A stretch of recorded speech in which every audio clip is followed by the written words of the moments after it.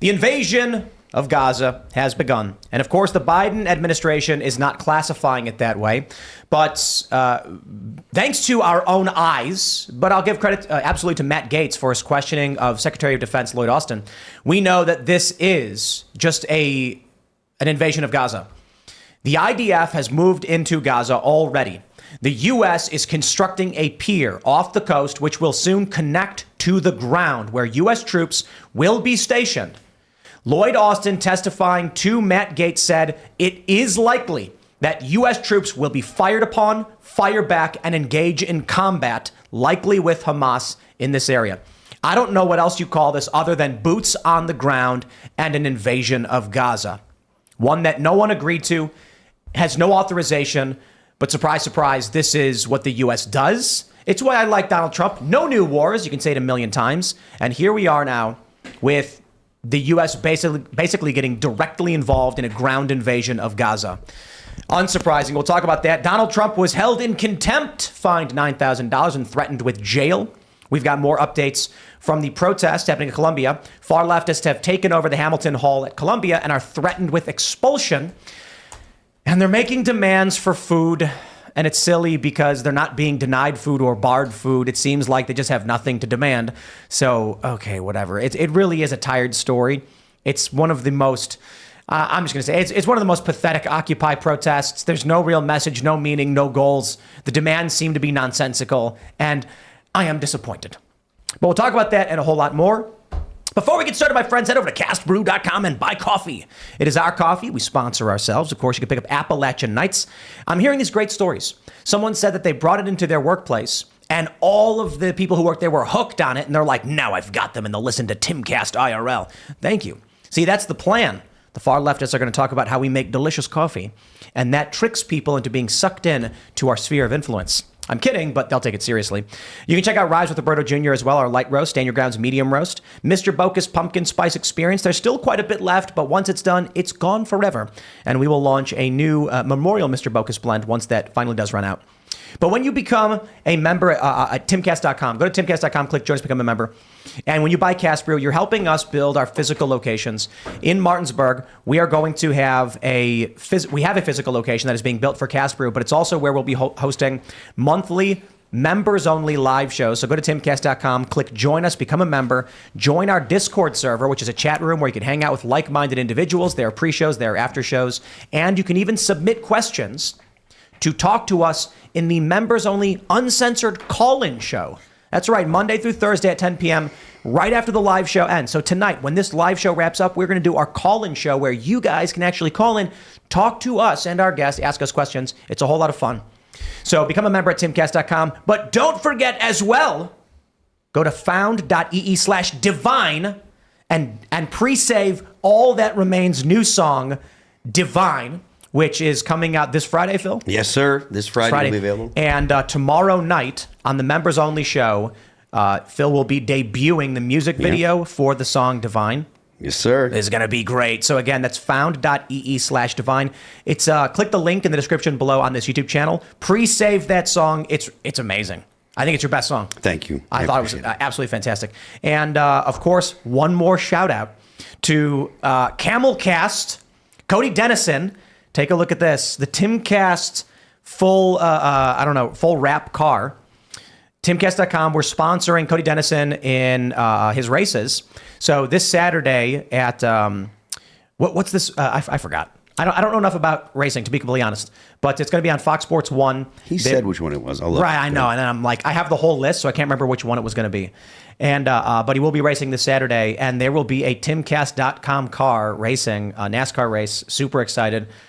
Really, really cool. Shout out to at Camelcast Off, Cody Dennison. We're proud to be involved and have a car. It's amazing, and I'm glad to help out. I'm glad to see this really amazing graphic. Anyway, smash the like button, subscribe to the channel, share the show with all your friends. Joining us tonight to talk about this and so much more is Connor Tomlinson. Thank you very much, Tim. Thank you very much for hosting me. I have too many promos, and I'm losing my train of thought. Who are you? What do you do? I am host of Tomlinson Talks over at lotusceasers.com, one of Carl Benjamin's merry band of English political commentators, one of the co-hosts of the podcast The Lotus Eaters, also appear fairly frequently on UK TV when they'll still have me and won't kick me off. Right on. All right, this should be fun. We're good friends with Carl, so we're big fans of Lotus Eaters. Glad to have you. Of course, Phil's here. Hello, everybody. My name is Phil Labonte. I am the lead singer of the heavy metal band All That Remained. I'm a anti-communist and a counter-revolutionary. Hannah Claire. Hi, I'm How are Hannah you? Claire Brimlow. I'm a writer for SCNR.com. I'm happy to have Connor here. He's a Shimcast survivor. Maybe that crazy week we let that Irish guy run the show. There's a lot more spoons in this new studio, I noticed. Yeah, for now, until that guy comes back. It's actually a problem because we overcompensated by buying more, but now that they're not disappearing, they're piling up. Well, I'd rather have more than too few. I'm sure he'll come back and pillage our poor studio eventually. Serge is here. I am. What's up, Tim? Hey, Connor. Glad you're here. Let's get started. All right, here's the news from the BBC. Images show U.S. military building floating pier for Gaza aid. Ah, yes. It's just humanitarian aid. That's all they're doing. All they're doing is building a floating pier out at sea, and there's a jetty, a holding area under construction, and that's what we're doing. See, the U.S., they're so nice. They're going to be sending meals to the poor people of Gaza, and the reality is, this floating pier will make contact with the coast, which will be secured by the IDF. And if you'd like to understand why this is a U.S. invasion of Gaza aligned with the IDF, I throw it to Matt Gaetz with this incredible exchange with the Secretary of Defense. Outright just admitting it. Here you go. Ms. Locken just said there'll be about 1,000 U.S. service members operating a pier system off of Gaza. How many of them will have guns, Mr. Secretary? Well, typically all of the deployed service members carry guns, and they have the ability to protect themselves if challenged. So if someone from land in Gaza shoots at our service members who are on the $320 million pier that we're building, you're telling me our service members can shoot back? They have the right to return fire to protect themselves. Now, Well, do we think that's like? So now I want to move to the likelihood that you think someone from land in Gaza might shoot at our service members on this pier. Do you think that that's a likely scenario? That's possible, yes. This is a very telling moment, Mr. Secretary, because you've said something that's quite possible that could happen, right? Shots from Gaza on our service members, and then the response, our armed service members shooting live fire into Gaza. That is a possible outcome here so that we can become the Port Authority and run this pier. Right?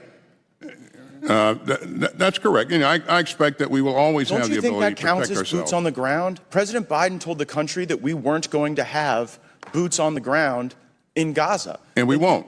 Okay, but you guys parse the distinction between, like when Americans think boots on the ground, they think Americans in harm's way or engaged actively in a conflict. You guys seem to be sort of saying that boots on a pier connected to the ground, connected to service members shooting into Gaza, doesn't count as boots on the ground?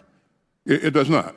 I think you're going to find the American people have a different Do we perspective remember on when that. the If we're Pirates gonna of the have people shooting Parlay into in the Gaza- third Pirates of the Caribbean movie, Davy Jones could only stand in a bucket, and it technically didn't count of him being on dry land? Right. That's apparently now U.S. military policy. This is already a moot point, though, because there was just 5 days ago, I'm looking up on militarytimes.com, there were already mortar attacks. The pier was already taking mortars from Gaza. Wow. So this is already a moot point. This was pull that one Thursday, up. April 25th.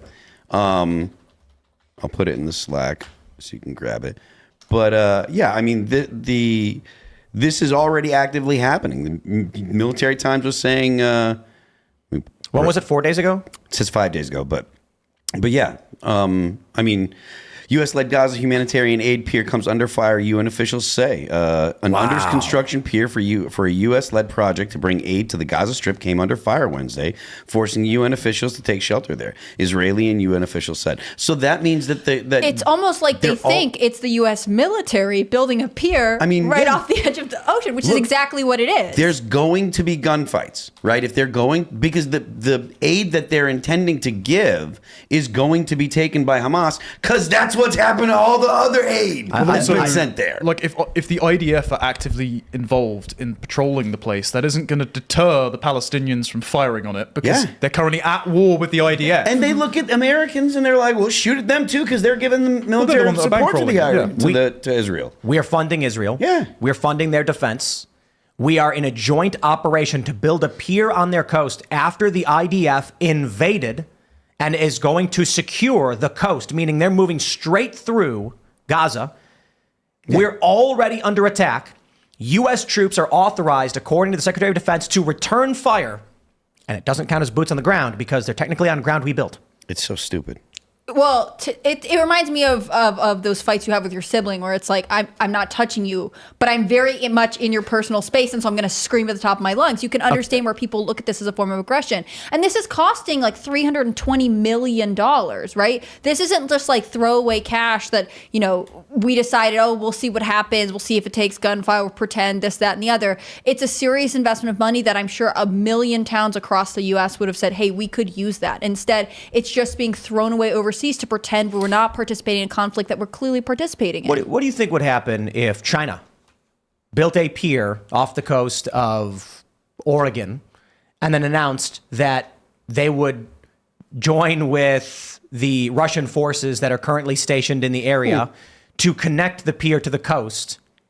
That is an act of war. Apparently, Lloyd Austin would say, well, they don't have boots on the ground, so it's okay. Well, this is not a great stance for the U.S. military. We haven't been invaded. We haven't been invaded. They're just sort of near us, but there's nothing we can do. It's fine. It's ridiculous. Until you said Russian, I was going to say, well, then the Democrat states are going to back it because it's the Chinese. But there you go. Right. The idea is like Russia enters through Canada or something.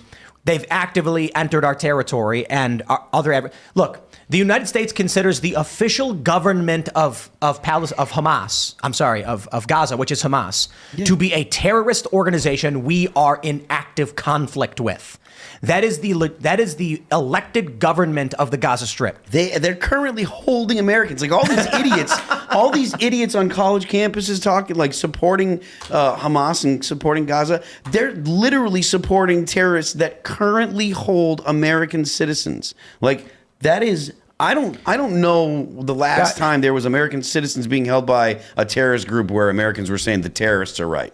Well, and the Biden administration is not endearing themselves to any of the protesters right now. All of the protesters who feel as though Israel and the Biden administration are being too aggressive towards Palestinians who have a right to this area are going to look at this and say, you are now closing in from both sides. We hate this even more. How could this possibly be a good move for Biden long term if he wants to get reelected? Well, real quick, this is what I was waiting for.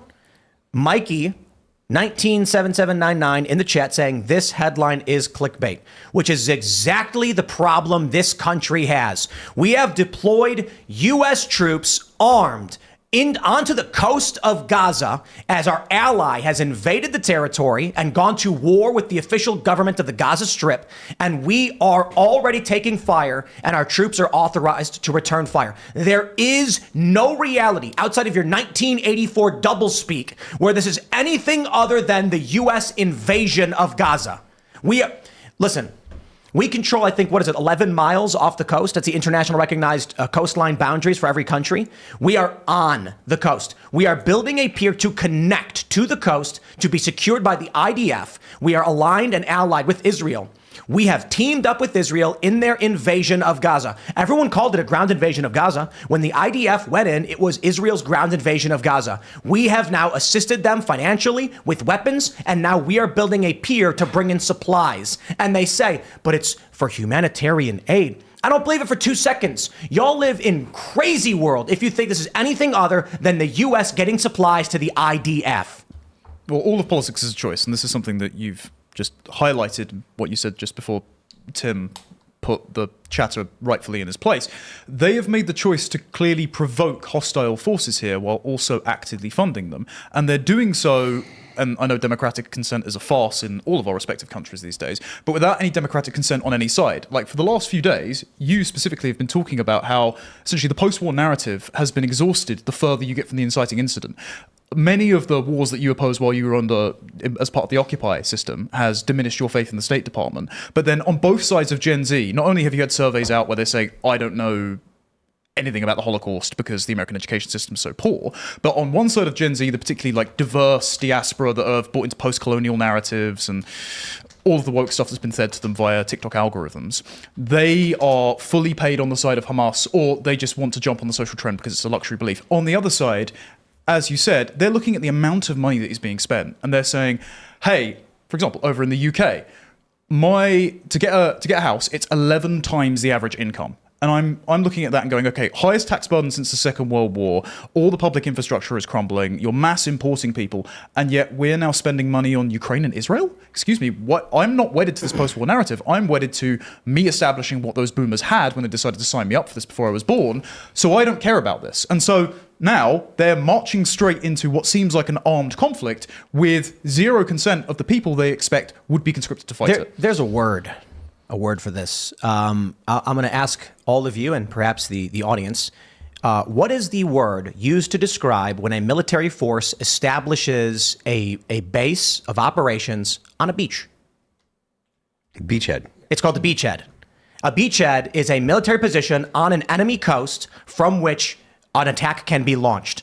Now, if U.S. troops are firing into Gaza, even if it's because they were being fired at first, I'm sorry, whether there's active firing or not, this is the U.S. establishing a beachhead in the Gaza Strip.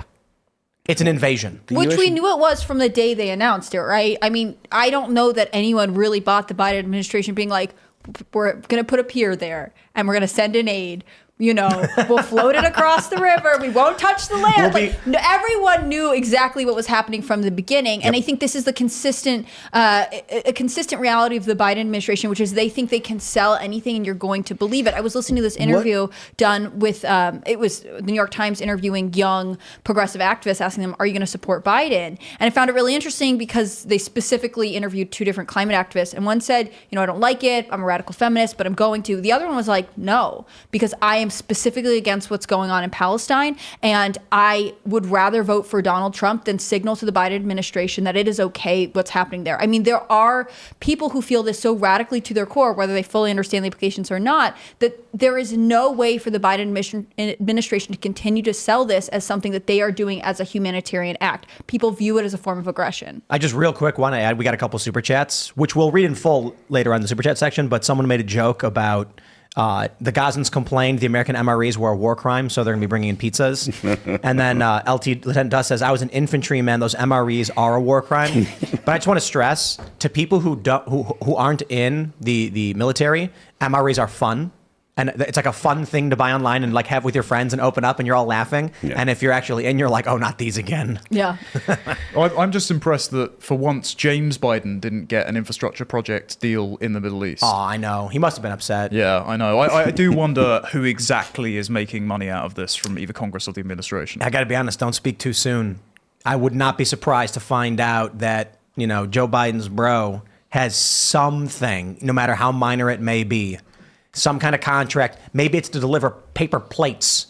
Who knows? But that's how his family operates, so I wouldn't be surprised. We're going to find out in like a year. It's like, oh, Hunter was on the board of directors for the energy company that was supplying fuel, and his brother, Jimmy Boy, was in charge of the contractors or something. We had almost the exact same thing during lockdown. So Matt Hancock, who used to be the health secretary until he was caught on the CCTV camera having less social distancing than he prescribed with a woman who wasn't his wife, he was also found to have given out contracts for PPE from a university friend and then pay for the disposal of said PPE to his sister's medical waste disposal company. And it's just like, right, okay, so you're just setting policy to make sure that you get a kickback. Also, funnily enough, in the UK, none of our parliamentarians have to report their stock earnings. Unlike at least in the US, where you know they're insider trading. I just pulled up the Merriam-Webster dictionary definition of beachhead: an area on a hostile shore occupied to secure further landing of troops and supplies. Foothold. We've established a beachhead. I mean, nobody wanted this. Nobody signed off on this. It was not. This war is not approved by Congress.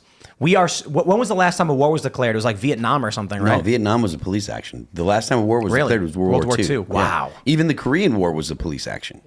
Here you go. Anything that could have brought, once nuclear weapons were pervasive, anything that could have brought in any of the big boys was considered police action. Well, let's jump to the next story so everyone can understand what this means and is about. From CBS News, White House considers welcoming some Palestinians from war-torn Gaza as refugees. Do you see where we are going with this? The establishment of their pier for humanitarian aid is an invasion. Lloyd Austin says, if we're fired upon, we can return fire. And he says, yes, Matt Gaetz, it is likely this happens. And from the Military Times that Phil just pulled up, It's already happening. This is a beachhead. And now the White House is saying perhaps the Palestinian refugees in this war-torn area would be brought to the United States. Is this their strategy? They invade Gaza. The IDF moves in, cuts the strip in half. The U.S. builds a port of entry for supplies for the IDF to be secured by the IDF and secures it with physical force to even shoot back at the people who are attacking them. And then they can simply say to those Gazans, don't worry. If you don't resist, we will let you come to the United States. I don't get what the U.S. Gaza, the Israelis don't need U.S. manpower to handle Gaza, right? Yes, Israel is equipped to defend itself. Yeah, I mean, Israel, if they wanted to flatten every building in Gaza, they could do it. They don't need the U.S. military. They don't need U.S. bodies. They don't need it. I think, my personal opinion, is the pier is the administration trying to make it look like they're doing something for the people of Gaza in order to get the voters of Dearborn, Michigan. That's my inclination. I don't see the military benefit to the U.S. to have. I mean, it's not like there's oil they can get or anything. You know what I mean? Take a look at this, though. The Biden administration the other day accused Israel of human rights violations. Mm-hmm. And this could cost Israel their funding. Now, why would the Biden administration do that? What if, I don't know what the probability is. The Biden administration comes out and says, we built this pier to bring aid to the people of Gaza. And Israel has gone too far. What did Biden say? He said, I condemn the anti-Semitism, and I also condemn people who don't know what's going on in Palestine. What's the likelihood that Biden tries to play it both ways and says, we are concerned, young people, you are right, Israel is bad. So we built this port and we're going to start loading up these Palestinians onto boats to send them here to be safe from what evil old Israel is doing. And then basically removes the population to the strip. Israel takes the strip and it's gone. Yeah, I do think Biden's solution to everything is mass migration from another country. He's pretty committed to that. What I thought was going to happen was they're going to put the pier there and say, look, it's there for humanitarian aids. But these crazy people in Gaza keep firing at us. So we have to do something. And then they get to team up with Israel and wash their hands of the situation. I've got two reads on this. So sources familiar with the matter have said that the State Department are not big fans of Bibi Netanyahu, particularly because you keep hearing messaging from the Biden administration / Biden, if he knows what he's saying, when they're saying, take the win, don't retaliate, Washington did not sign off on this strike, etc. So the Israelis are getting bold because the Israelis are not thinking in the 4-year election cycle. They're thinking intergenerationally. They're thinking Hamas is an existential threat. We need to wipe them out. And so we'll suffer the criticism from the international community, many of whom, like South Africa, who don't have a leg to stand on in the short term to secure a country for ourselves in the long term. That is what their bet seems to be. And so it could well be the Americans establishing a beachhead here to have more of a say over Israeli military policy and to create some pressure on Netanyahu to get someone more compliant with the American State Department in future. And also, it just so happens that, as you were discussing yesterday, the birth rate discourse is constantly Western Anglosphere European nations are sub-replacement population. There was a recent report that came out from the Bill and Melinda Gates Foundation that said by 2100, all but 2 countries are going to be below replacement population, so we need mass migration. And so they're betting, okay, if international instability manufactures consent for us to import people ad infinitum from here to there who are also going to be government dependents who happen to vote Democrat, well, that's just kind of a happy accident. We bump up the GDP and reinforce our ailing electoral numbers. If population growth goes, or I should say if repopulation goes below replacement, and they say we're going to use mass migration, what happens to those other countries? They get massively depleted. Yeah. And so Stephen Shaw, who's a documentary filmmaker, who's like he's actually gone up to like mountain communities and interviewed people and said, okay, what happened? He went, all of our sons went down to the cities, and then they went to the United States or Australia and that for better life, and now we don't see our children anymore, and our local community is completely destroyed. And so you cripple the ability to upgrade the infrastructure and the economy in those home countries. But it's also because our politicians are looking at GDP, not GDP per capita. So they only care about internationally comparative metrics. So there's an incentive to build it expediently rather than over the long term. And also they care about the 4-year election cycle. So they'd like to fudge the numbers to be a one-party state. So of course they're going to mass import dependence, regardless of whether or not they have cultural incompatibilities, which is why you're now seeing mass protests in the UK and on US universities. It's interesting because we were talking about this before the show, and you said you were coming here as sort of a warning. And I was like, yeah, but, the UK is more of like a 1984 thing, and the US is more of like a Civil War thing, Yeah. So the UK, to scare some people, we are a landmass smaller than New York State. Last year, we had record levels of immigration. We had 1.4 million people enter, plus 2 million visitor visas. Obviously, you get overstays. We had net 762,000 immigration, plus an extra 50 to 100,000 illegals. So 800,000 people came into our country last year. We built less than 200,000 homes, hence the stress on the housing market. The NHS, which is our national health service, because we don't have free healthcare, we have the highest tax burden since World War II to pay for it. Its budget has gone up year on year, and it still is not meeting pace for demands. They've also filled the gaps in the care sector and the hospitals with foreign doctors, and it turns out loads of them have come over on fraudulent qualifications. There was a massive scandal the other week where a bunch of Nigerian students on Twitter were saying that they were filling out their aunts, uncles, mum and dad's university coursework so they could go and work as nurses. So they have zero training whatsoever. Medical malpractice is through the roof. And meanwhile, the government keeps turning around and saying, don't worry, we're going to deport the illegal migrants just to distract you from the overwhelming numbers. Well, today, I'm happy to report that one person has been sent to Rwanda as a deterrent for a £3,000 stipend plus travel, and we're going to pay for him to be there for 5 years. And if he commits a crime like he did to break into the country, he'll be instantly stepped back. £3,000 stipend? Yeah, they get paid to go there. That's ridiculous. That's way too low. Yeah. How's he going to survive off 3,000? He needs at least 5 or 6. Oh, yeah, it's not like they're in a luxury hotel or anything. It's horrible. What's the likelihood that he commits a crime to come back? Because that seems like an incentive to me. Given that he broke into the country in the first place, and now because of mass immigration, the UK is the #1 country in Western Europe for crimes committed by people of foreign extraction, according to the American Department for Justice, so not a far-right conspiracy outlet. Pretty high. Yeah, not particularly pleasant. So this is why I'm warning you guys. Not being funny, your politicians clearly have a desire to rig the electoral game in their favor. They are not thinking about long-term economics, given their modern monetary policy obsession. And also, if they have an anti-white bias, they automatically think that people from anywhere else are morally superior by the virtue of them not being tainted by Western civilization. So beware you don't become the United Kingdom. Because at the moment, I don't think I could live anywhere else. I have great admiration for areas of America, but it's just too big. It's kind of weird. I don't see my country turning around in the next 5 years. And it's rough. So you're just going to go down with the ship? If your country doesn't turn around in the next 5 years, there is no turning it around. I mean, it's done already. Well, I think humans survive, humans adapt. The country in its current form may, burn to the ground, but I'll put it this way, like the Chicago fire.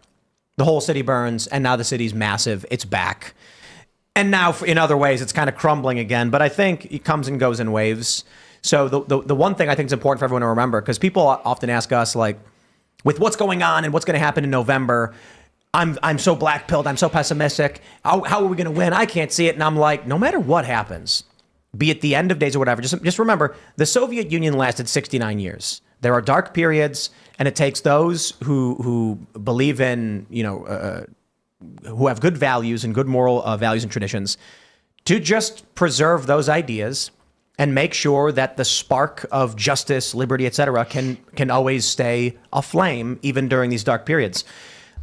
It's just not always going to be easy. I mean, the idea that you're always going to live in a golden age where everything will just be perfect is just not correct. Every generation has a great struggle of some sort, and we are lucky to be alive in the time that we are. We are sitting in a room with air conditioning, well lit, talking to the world through little black boxes attached to the wall. I've always thought electricity was great. I'm not sure I could live without it. And so we resist the bad, but it's night and day. It's a battle between good and evil, and it's the Strauss-Howe generational theory, right?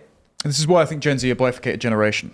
I'm working on a thesis on this. So we're in a civilizational winter. You've got the children of winter who follow algorithmically driven incentives. They were raised on YouTube Kids and Elsagate style content, and they are really resentful because their parents are away from them because they've been shoved in daycare, and they're constantly neurotic, and they don't know what they truly believe. This is why they show up to these protests for social clout, and they will wither and die as the incentives change.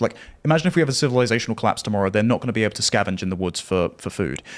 You also have the kinds of people that are the seed gleaners of the deracinated soil.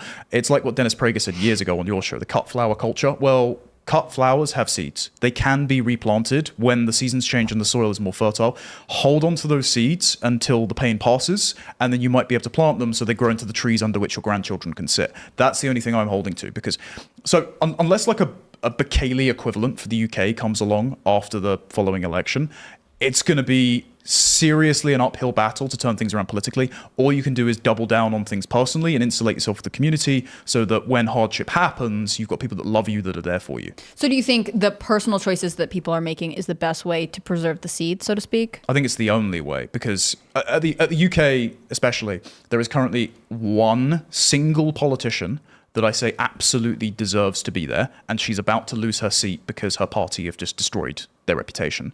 The next lot are about to put immigration again on steroids. I know some people think that they're going to reduce it for politically expedient reasons. I don't think so. There is also a Muslim exclusive party that is starting up, and so they're going to win in areas with high Muslim immigration. Those areas just so happen to be the same areas where the grooming gangs were conducted. Still, no accountability for those. There's been nothing about that, huh? There's no arrests or anything like that? There have been a few arrests. They have received, many of them, less jail time than recently a man who put up offensive stickers. Unreal. Offensive stickers. Unreal. Well, we can't stand for that. No, of course, that'd be far right. Yes, right. When people put up the flyers everywhere that said it's okay to be white, and the media reported far right white supremacist. Let's jump to this next story because we do have a little breaking news. The big news, of course, over the night was that Columbia had their Hamilton building, Hamilton Hall, do you want to pull this up, had been invaded by far leftists. They smashed the windows out with hammers. Columbia threatened to expel them after they had stormed into the building. We now have some breaking news that came out just a few minutes ago. We're going to play this video. Officers being assaulted on CCNY campus in New York. I wonder if he means CUNY. No, it's City College of New York. City of College. Okay, all right. Reporters saying situation is out of control. Here's the clip. We'll turn the volume down a little bit.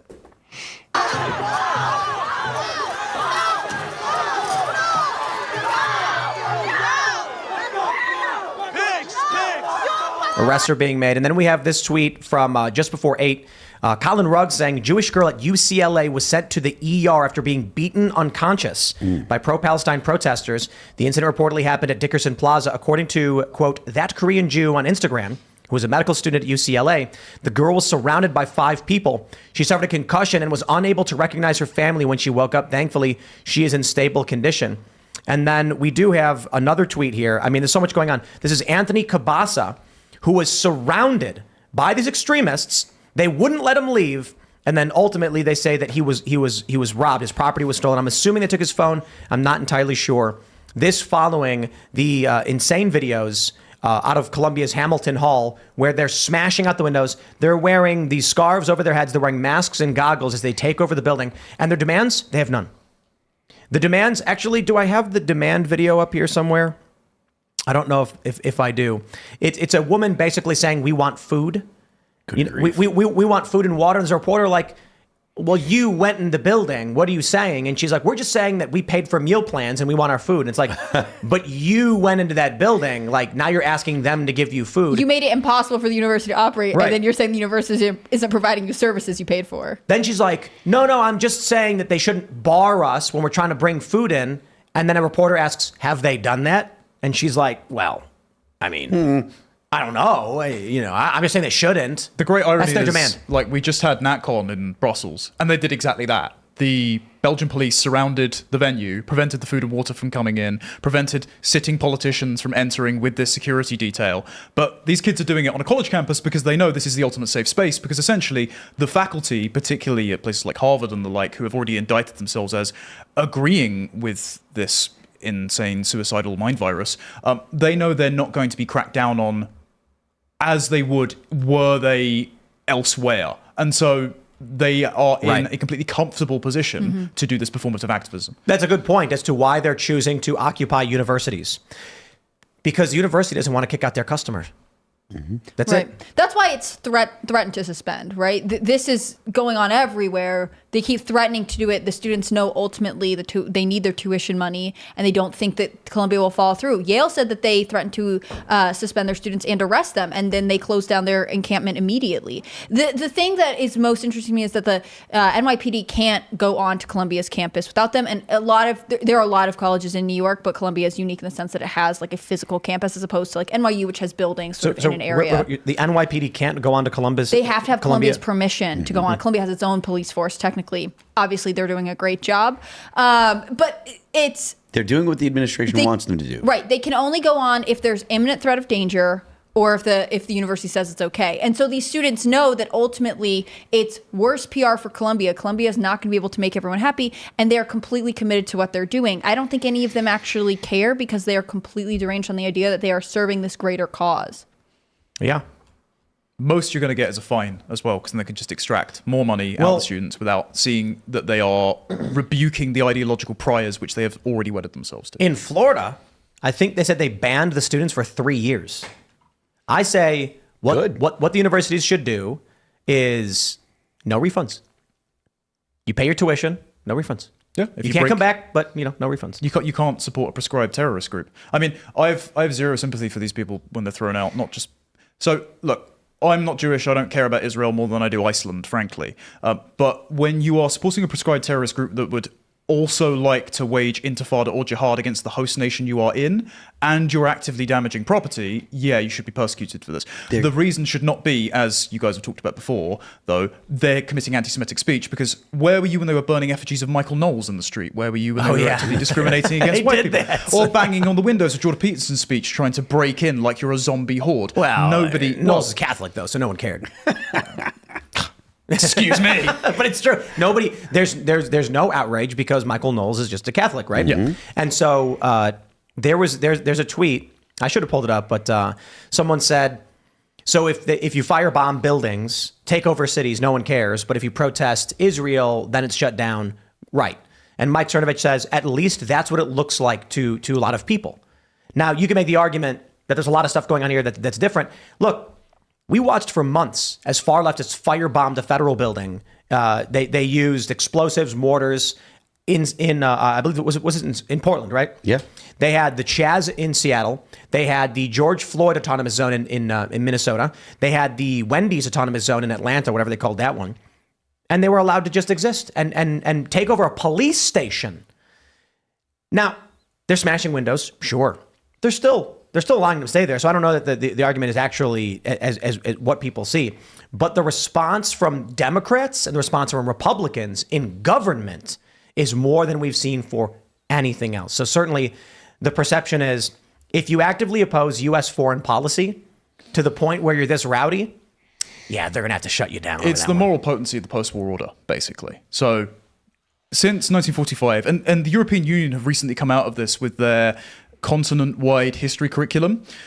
Essentially, the atrocities of Nazi Germany serve as a negative foundation myth for the liberal world order. And this is why they constantly say far right. What they mean is any nation, any ethnic group, any people other than the Jewish people who were persecuted by the Nazis, who act in defense of their own culture, history, nation, or ethnicity, are identical to the Nazis, even if those nations fought Adolf Hitler. For example, in the UK, we already have a Churchill statue. You'd think that would be our Holocaust memorial. But no, we're building one right next to Parliament, even though we were the nation that led the charge in defeating it.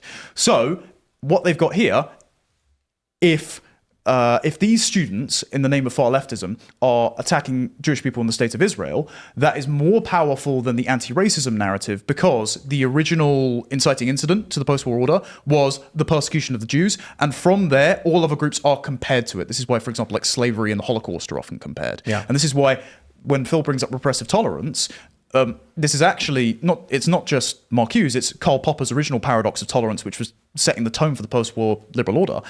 It wasn't just that we can't be tolerant of the intolerant, it was we can't be intolerant of the intolerant, which are, quote unquote, the far right. So the far right are always the boogeyman, and this is why the far left are tolerated. He articulates that or Mark Hughes articulates that too. He specifies that they must censor even the thought of people on the right. That any ideas that they must censor before the thoughts can be uttered. That's why they're so concerned about making sure that people can't speak ideas that are offensive to the left, because anything on the left is automatically good and anything from the right is automatically bad. They're hitting cops. They're attacking people. There's a viral video of a guy he's wearing a Star of David. They won't let him on the ground. They're barring him. There's Anthony Cabasa, who's surrounded, and he says his property was stolen. Okay, send in the police. Arrest them all. Lock them all up. Boot them all out. We're done. AOC comes out and she's like, we must make sure that the peaceful protesters are allowed to protest. I know they can all go.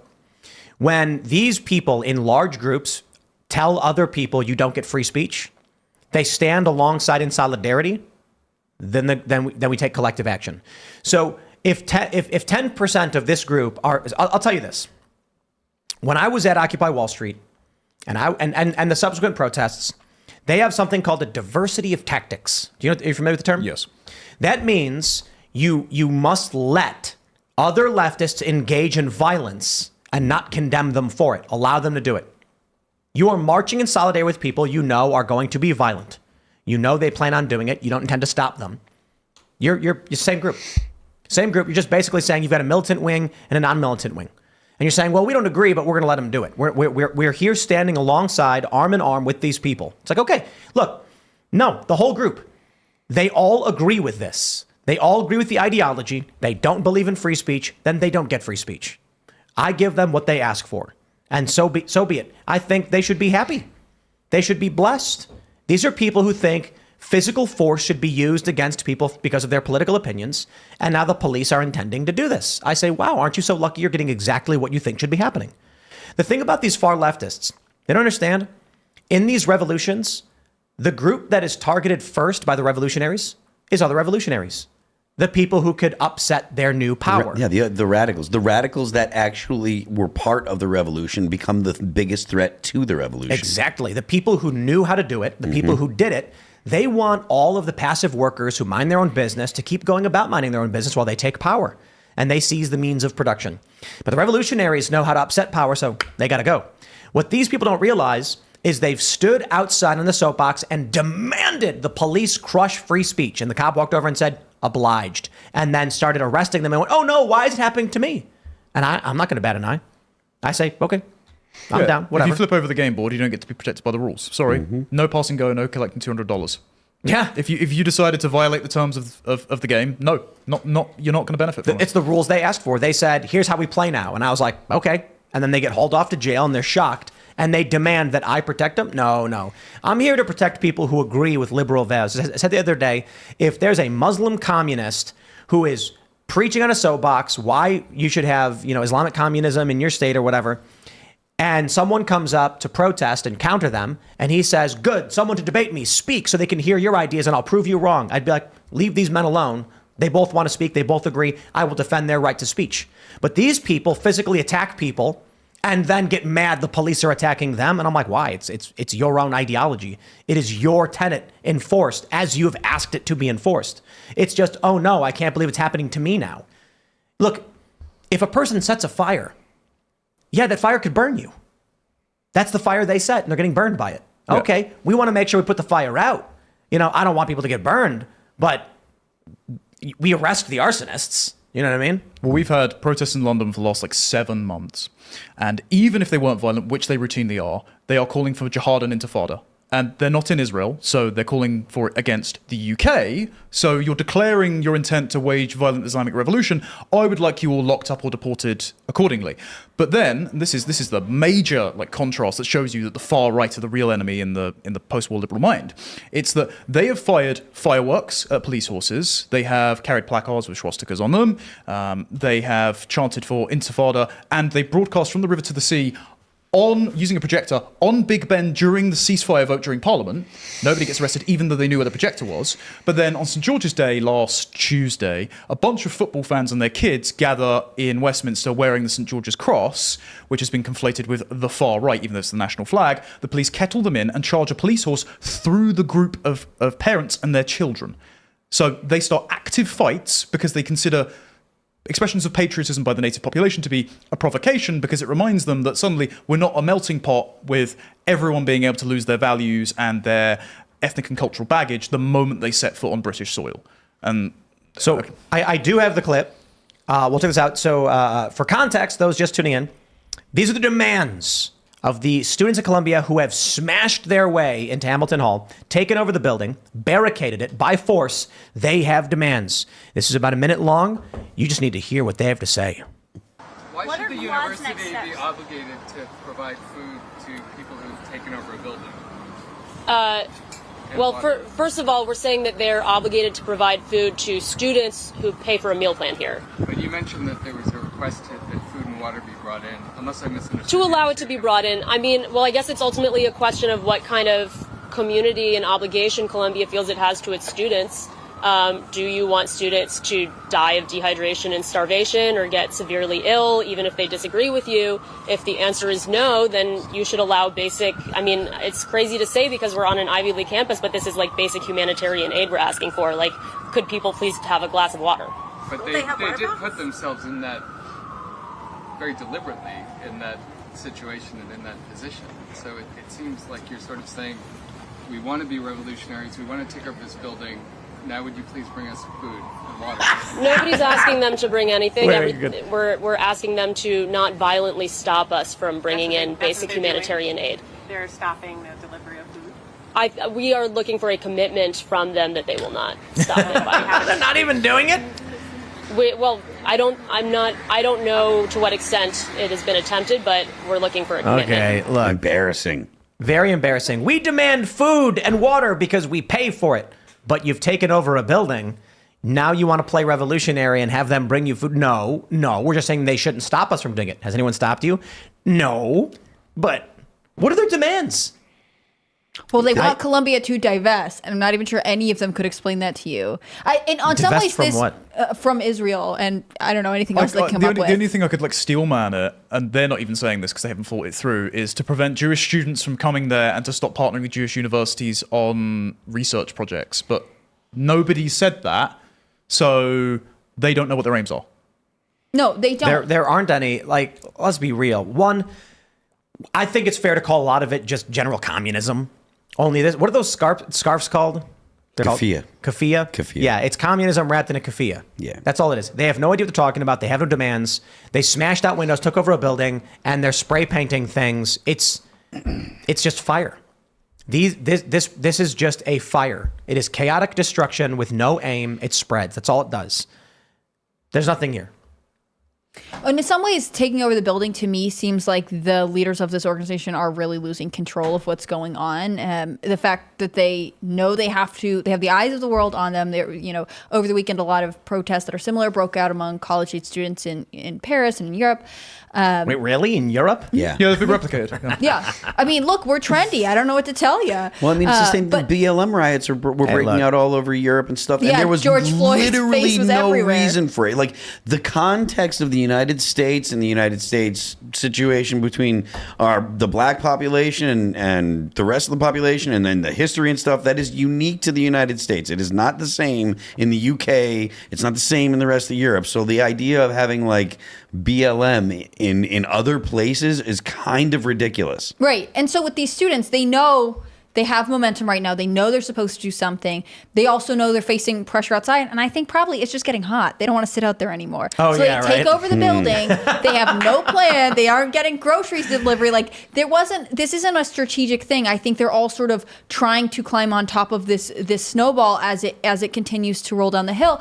But the thing is, so theoretically, if Colombia has any of its endowment tied up in an Israeli business, Colombia could say, okay, we'll remove the money from that. But I doubt any of these students could name it. I figured it doubt out. they would say, hey, stop taking money from Jewish donors. I don't think they could even name one. Look, Colombia, I'm going to solve your problem right now. You don't got to do anything. Here's what you do. Colombia should come out and be like, for the safety and well-being of these students, we're going to make sure that no one stops them from getting food or water. Turn off the air conditioning. Or the Wi-Fi. Turn off the Wi-Fi. And this is the thing. Columbia has locked its campus, so only essential personnel and students who live there, so who live in other dormitories attached to the campus, can go on. But they're about to break for the summer. Just turn off the Wi-Fi. Let's see how long this goes when all of They these got people can't cell get their phones, too. orders from Twitter. Yeah, but if you have enough, university buildings, in my experience, often are terrible with service anyways. I just think that, there is a certain level of how much longer can this go on. This is why I pose the question every night. Does this get more intense when more college students are free during the summer to sort of run to Hamilton Hall, which I guess they've renamed after a child that died in Gaza? Are they gonna have reinforcements from outside university students who find this really inspiring? Or is it going to be like, well, they wouldn't let us get food from the bodega and, campus meal service is over, so we have to go home now? There's a where funny does this video. go? There's a video where they're like handing styrofoam meal things from like one of those halal carts. You guys ever have the halal cart stuff in New York City? It's so good. That's what I miss about New York City. They do like the grilled chicken and rice, and then they put the tzatziki or whatever all over it. Yeah. But anyway, they're like sticking them through the bars and holding the bars as if they're in jail, and it's just like a fence. It's like, dude, you can stand up. Like, I don't. It's No, Tim, they're suffering. This is college age cops and robbers. Yeah. They're playing make believe because they're bored and they have no purpose. Idle hands, the devil's playground. This is the symptom of like the new or this century though. Like there's so many people that have latched on to causes and said we're the first person to do this, and then you go and you look at something that happened in the 70s or 80s and find out that it was, the first person did it 30, 40 years ago. Talking about it happens on PCC frequently. For some reason, female actresses think that Terminator didn't exist. They think that like women never were in action movies in the 80s and stuff. Oh, right. Alien, Terminator, Hunger Games. They talk Games. like they're I think it was... Kristen Stewart was one of them. When she said Charlie's Angels, this is the first time we've had a female action movie. Yeah, and she's like, what planet are you on? And I feel like that happens a lot now. It's like a lot of people that are talking about the activism and stuff like that. It's like, look, man, like, the Civil Rights Act, that happened in the 60s, right? And things have been getting better since then. We are not at like the worst time in U.S. history for race relations. Well, I've referred to this as an autoimmune disorder of society, in that racism, bad, civil rights, good. And we come from a generation of people who fought for civil rights. And, my parents lived early in, before the Civil Rights Act, before Loving v. Virginia, deeply affected my family 2 generations. And so I'm raised and they're like, these things are bad. We do not like these things. Millennials grow up and it's like redlining existed. But we got rid of that in the 80s. The remnants of it still exist, we all agree, and we're working towards improving these things. But we've kind of policy-wise been like, yeah, we're going to stop this race-based stuff. And now you have 30-year-old millennials who are screaming about how bad racism is because they were taught as young kids it is, and there's no racism. So what do? They make it up. Then there's activist organizations that make it on purpose to make money. So now they've created the Ibram Kendi style of racism, which is, as Kendi said, you have to, what did he say? He wants more discrimination to rectify past discrimination. And that's what they're doing now, because it's like an autoimmune disorder, in a sense. Hey, we're fighting for good things, civil rights and liberties, but now that there's nothing to fight, they just begin attacking random institutions, canceling people, destroying industry, and causing damage to the host culture. Well, I see 2 things in this. So with this group of student activists in particular, I just see a temper tantrum from someone thrown in their 20s. And I say that with some scorn, but also some sympathy, because these kids, the millennials and Gen Zs, are the first set of kids to be raised like by institutions and the internet. So if they don't feel a direct attachment to their own parents, in many cases a direct resentment to them, then they're going to try and find tribal identities in their peer groups. And if you set the luxury belief of I support anti-colonialism in a country I can't even point to on a map as the gatekeeping mechanism, then they'll all be drawn to it because they have no one in their personal lives saying, hey, I love you, put the phone down and come spend some time with me. So I just see this as them being like, I'm going to lock myself in the living room to play Xbox because you also still slide dinner under the door.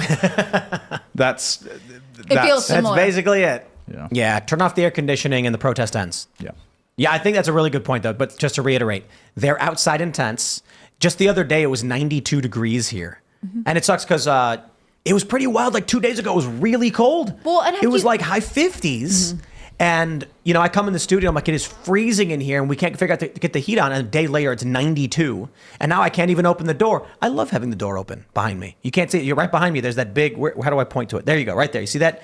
Normally, we could have that open, but it's so hot out. Well, so these kids are in their tents, sweating their asses off, and they're like, someone needs to go in the building. Everybody's butt stinks. Yep. Yuck. They wanted bathrooms, too. Ew. So they're like, I know, let's take over the building and demand food.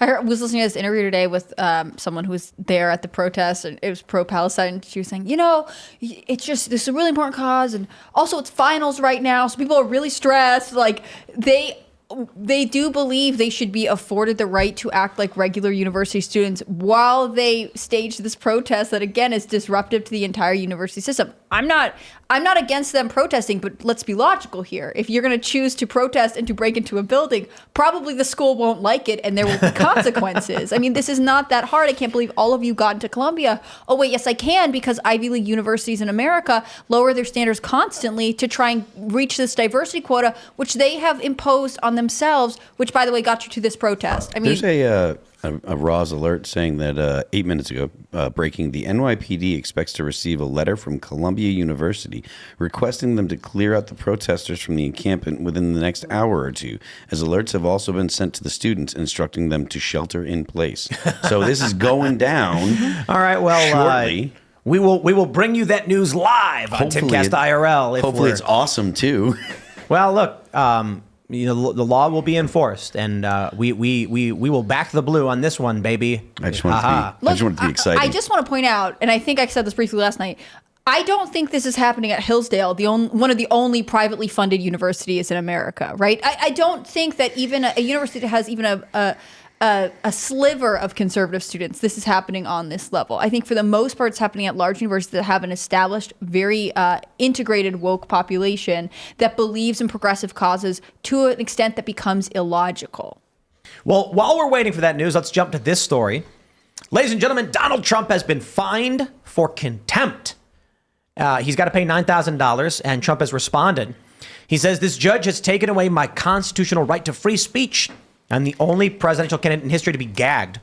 This whole trial is rigged, and by taking away my freedom of speech, this highly conflicted judge is rigging the presidential of 2024 election interference." He had posted that, and he deleted the posts. I think that's actually crazy. One of the posts, I believe, actually exonerates him. Post Millennial reports Trump deletes Truth Social and campaign website posts under threat of jail from New York judge in the Alvin Bragg case. Benny Johnson has compiled the posts that Donald Trump deleted, the most important of which is this from April 10th, where Donald Trump truthed out. I think that's what you call it, right? He truthed. It always should have been trumpeted. He really missed a chance there, but... Look what was just found, will the fake news report it. Official statement of Stormy Daniels, January 30th, 2018. To whom it may concerns, over the past few weeks, I've been asked countless times to comment on reports of an alleged sexual relationship I had with Donald Trump many, many years ago. The fact of the matter is that each party to this alleged affair denied its existence in 2006, 2011. Actually, it says 2011, 2016, 2017, and now again in 2018. I am not denying this affair because I was paid hush money, as has been reported in overseas owned tabloids. I am denying this affair because it never happened. I will have no further comment on this matter. Please feel free to check me out on Instagram at the Stormy Daniels. Oh, check out Instagram. There you go. We love a plug. So what's the story on this letter? Did she later come to deny it or something? Or is the court saying it's not real? What is this? I have no idea.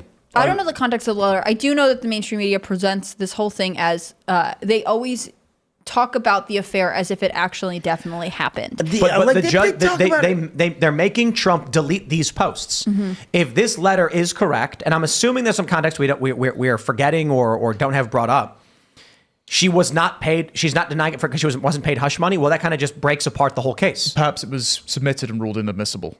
And therefore, because it's already been ruled inadmissible, he, according to the judge, is breaking the conditions of the court because he's now just leaking it out. So they said it shouldn't have any impact on the case. I mean, this is. I think I'm pretty sure this letter is publicly known since 2018, right?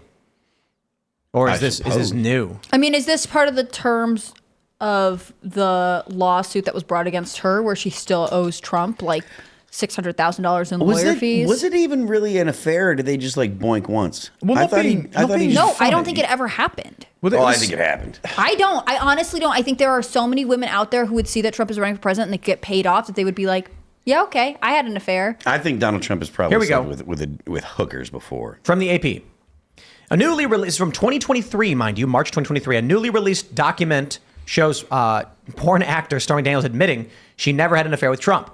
AP's assessment: the signed statement with the denial was publicly released on January 30th, 2018, not long after Daniels recanted the statement and said that an affair had occurred. She said her denials were due to a non-disclosure agreement. After that, she signed the statement because parties involved made it sound like I had no choice. So she's not a credible witness. Right. And they say a grand jury has been weighing whether to indict Trump in a hush money case investigated by Alvin Bragg's office. And this is a year ago. Amid those proceedings, Trump allies and others on social media attempting to cast the old statement to denying the affair as new information. Well, there was an article in like 2005 or 6 from People magazine or something like that, or it might be E! Entertainment, that was speculating whether or not they'd slept together. So if he was trying to say, oh, I don't want this to come out during the election, it's already existed for 10 years. Yeah. So it can't have been that damaging if it was lurking on the corners of the internet. What I've heard so far in this case is that the prosecution has presented no evidence connecting Donald Trump to anything related to Michael Cohen or what's his name? David? Is it David Pecker? Yeah. The National Enquirer guy. And so perhaps later on, they're just waiting to bring that evidence. Maybe it'll just be testimony from Cohen saying, oh, yeah, Trump was involved, but that's just Cohen, who's he committed perjury, right? Right, he did. The other thing is today they had the banker who worked with Cohen to set up the payments and transfer them, who testified that he didn't know what the payments are for. He just had this ongoing established relationship with Cohen as a client. And when I was listening to reports on the testimony, people are also noting that the jury is falling asleep. I mean, really? Oh yeah. I mean, to be fair, like if you've sat in a boring meeting before, like it happens to the best of us. But on the other hand, this is getting to the point where it's not entertaining. People are not engaged with it, and in fact, they're losing the attention because it seems like it appears to be that the links they're trying to make are so weak they're non-existent. So real quick, Aaron Pike on Super Chat says scanner reading riot in progress NYPD Spec Op. So we'll be following that and we'll see what happens. But for the time being, until we get more updates on what's going on with New York, we'll continue to talk about the jury falling asleep because this case is fake. And I suppose the only real purpose of the trial is to jam up Trump, restrict his ability to campaign, restrict his ability to speak, and cost him lots of money. Right. And the judge said today, I wish I could fine you for more, in proportion to your income. There's obviously a bias here. There's a treatment that Trump is the enemy no matter what. And again, this judge's daughter is fundraising off of this whole thing. Seems a little suspicious to me, but who am I but an average American? The other part is always, of course, that the judge continues to say, well, if you do this again, and there are 4 other issues, 4 other posts that are sort of yet to be ruled on. He's saying, I'll throw you in jail. And I had heard one report on MSNBC, I'm not totally sure how true it is, that there's a chance that the judge could instate this or impose this jail punishment after this trial concludes. So you still get that visual of Trump being locked up. I mean, that sounds crazy to me, but this is where the American media and the justice system have decided that Trump is to be convicted in some court of opinion. He should go for it, though. And I think this is Trump's greatest flaw, and God bless him, he's a boomer. But when he keeps saying they're taking away my First Amendment rights, true, yes, if the Constitution and the morals of it are not written on the hearts of men, it just becomes a series of guidelines around which people who believe the only truth is power attempt to circumvent it. And also, he's complying with each of the processes as if it were fair. It's like, no, they've directly targeted an exact amount in a prior case to try and confiscate Trump Tower from you. The E. Jean Carroll case, which I would not dream of saying that she is a not reputable person because I don't want to be sued for defamation. But to find him guilty of defaming her for saying I didn't rape her, but then not guilty of raping her is confusing, to say the least. So none of these procedures are on the up and up. I say he just bites the bullet, continues to speak out, doesn't comply, because they're going to try and jail him anyway. That's probably the best campaign endorsement he can get. So SCNR has the reporting. I'm assuming Elad is on scene. Large NYPD contingent, including emergency services vehicles, heading towards Columbia University. So we will stay with us and bring you more updates. But I want to point out, as we're talking about Trump, we'll come back to this. Oh, boy. So I was actually surprised. And I was surprised when the DJT stock for Truth Social dropped. So let's grab this and we can see where that dip is. When Trump, when the DWAC DJT thing merger happened with the SPAC, so many acronyms, geez. Special Purpose Acquisition Company, basically merging Truth Social, it spiked to $70. So it had been, around like $46 or whatever, $36 right before the merger. It closed at $36.94. So I purchased, I think somewhere around like 10 of these shares. So we're talking a couple $100, and it was mostly, as I had stated, because it's like a token. It's like you get a little piece of Trump Truth Social that you get to hold on to, and I don't know if there's any reason to really sell it ever. It's just to be like, oh yeah, I bought a piece of Truth Social, right? It's like a memento. And then this drop off happened down to $22.84, and the left lost their mind. They're tweeting out, "Ha, Tim Pool, you bought all these shares. How much money did you lose?" And I was like, I spent a couple $100 on Trump tokens for fun. Like I didn't invest in this company substantially, and now it's spiked back up to 49 above the average. So it's just about $50 now, seeing a 7% over the past 3 months, recovering from the dip. And better yet, Donald Trump has just earned a bonus of $1.8 billion based on performance. So Trump's doing all right. I don't know. He's got money. He's going to make money off this. All of these attacks seem to be out of sheer desperation, and it's all they've got left. When you look at the polls, part of me is just thinking, a lot of people want to believe the deep state will not allow Trump to win, but I'm kind of thinking that they run out of gas. Well, my concern for your country is that no matter who does win, and of course this election will be just as safe and secure and free and transparent as the last one, nobody's going to accept it anyway. Like the last election that was properly accepted was probably 2012. And I think that's because the Republicans thought everyone was playing by the same rules, and also they kind of knew Romney sucked. Democrats didn't accept 2016. They certainly haven't accepted 2020 and Trump's grumblings about it. So Republicans haven't accepted 2020. Well, the Democrats haven't accepted the fact that Trump has some spirited objections to it either. But the Republicans also have not accepted the result. I won't say anything on YouTube. 2024, it doesn't matter if the ballots are counted live on a giant screen in Times Square via blockchain. Nobody's going to buy into it if they just don't like the result. So I hesitate to see what's happening, but I'm not going to be visiting in November, I can tell you that. You don't want to see our patriotic fireworks that come with every election? Whoa. Yeah. It's getting crazy. I got to pull up the Post-Millennial right now. Libby's hitting me up with some updates here. Let me see if I can get it to load real quick. And all right, here we go.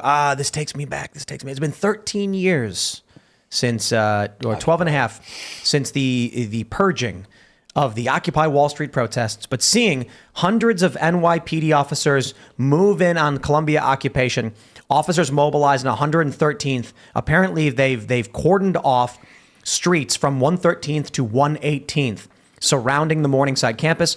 As officers approached, it was reported by Omar Jimenez, who reported on the fiery but mostly peaceful protests in Kenosha, that Columbia University students have been ordered to shelter in place as a large group of police officers is amassing outside the gates of campus. Here we go. So we're live, tracking what's going on. We've seen police preparing. We obviously have this from at Timcast News on Twitter. We've got large NYPD contingent, including emergency vehicles, service vehicles, are heading towards Columbia University. Look at that. Oh, boy. Yeah, that's great. Where was this when David Dorn was being murdered? That would have been really helpful, wouldn't it? Well, I mean, did the guy who attacked David Dorn say anything about Israel? Yeah, exactly. We only have one motivator in this country. Yeah. No, he was stealing a TV or something like that. So he thought it warranted taking... I mean, that's just... What a horrible... The summer of love, man. They did nothing. But look, people are going to say, you see, that's Trump versus Biden. They're going to say Biden had no problem calling in the troops, shutting down whatever you want to call it. They're going to call it an anti-Semitic protest and all that stuff. And they're going to say that Trump wouldn't. Trump allowed it to happen. They're going to say that, but again, this is leftist infighting on, what is essentially a bastion of academic progressivism. Columbia University, one of the most, an Ivy League university in the center of New York, or not in the center, but in New York City. I think ultimately it might work for 10 seconds that Biden might say, oh, well, I called in the troops. But his base is going to say, you called it on us. We don't want to vote for you. We don't like you. You take TikTok away and you won't let us fight for, Palestine or whatever the cause of the month is. And this will ultimately, there's no recovering from any of this for Biden. I don't know that his team is capable enough to be able to spin this in a positive light for his campaign in the next year, and that's why I think you get this this sort of confidence move from the Trump campaign when he has the Time magazine interview, and I think that's why you see these mainstream publications starting to acknowledge, like, hey, actually, the challenge to Trump is not that great. One of the lines in the Time article that came out today was. He's in the best position to win the White House that he has been in the last 2 election cycles, which means the one he lost, but also the one he won. I mean, if they're not telling you that they're sort of looking that they might have to concede, you're not reading the text here. But that was a Davos crowd at the last year's, this early year's World Economic Forum meeting. They were saying we're expecting another Trump presidency, and so we're going to have to grapple with the resurfacing specter of populism. And it's like, okay, well, if the elite are essentially planning for Trump to come in, brace for impact. I just want to say thank you to the men and women of the New York City Police Department who are getting rid of these violent anti-Semitic protesters, and I cheer for their removal and law and order in this regard. I'm half kidding. I don't really think the protests are wholly anti-Semitic. I think there are anti-Semites there. I think there have been anti-Semitic things. But for the most part, I think they're communists who have no idea what they're doing and are protesting nothing, and they're vandalizing and smashing things and attacking people. And they don't believe in free speech, so I will cheer when they don't get it either. So thank you, NYPD. There you go. Yeah, I will say the UK protests have a slightly different flavor just because we have a very different demographic reality. Like, these are clearly terminally online gay race communists, whereas there is a strong Islamic current to the ones in the UK. And again, like, anti-Semitism is not the angle I'm going to attack it on because I'm not Jewish. They also hate England, so therefore I want them gone. But I think it's fair to say, I'll invoke Douglas Murray's analogy here when he asked Piers Morgan. Well, Piers Morgan said, why do you want these protests shut down, even if it's just 10% that are firing fireworks and calling for jihad? And he said, well, if you went on a march on week 1 and you found the British National Party there were calling for the murder of all black people, would you not question whether or not you should go on week 2, and then by week 3 you'd probably call it quits if they kept saying the same thing? Because I would. And so you're right to say that these people do have an anti-Semitic bent, and they're clearly endorsing Hamas if they're wearing their paraphernalia and marching with people that constantly lionize them as some kind of revolutionary hero. Well, here's the challenge too. I mean, we saw with BLM, they posted a picture of the paraglider, the Hamas paraglider. They're celebrating it from the river to the sea. It is a word game manipulation to claim that it has nothing to do with it. It means the eradication of Israel. Yeah. You can't come out and say Israel doesn't exist. It's an occupation of Palestinian land, and we want from the river to the sea Palestine to be free, but they're not calling for the destruction of Israel. So they literally are.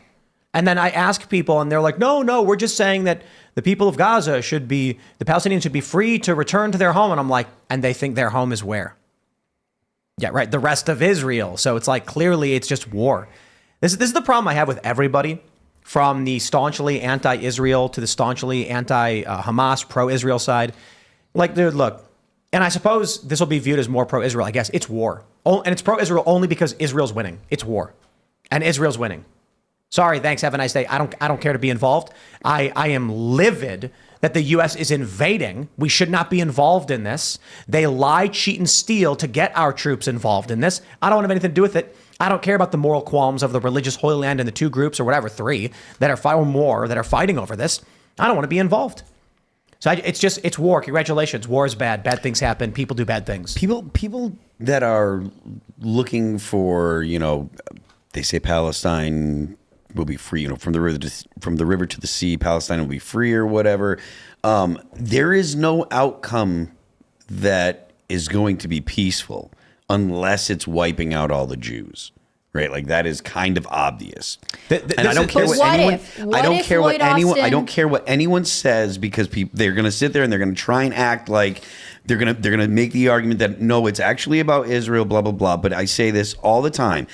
Even if you get rid of the walls and you allow the people of Gaza to mix freely with the people of Israel, there are enough people in Gaza that want to kill all the Jews that they would end up killing all the Jews. That's all there is to it.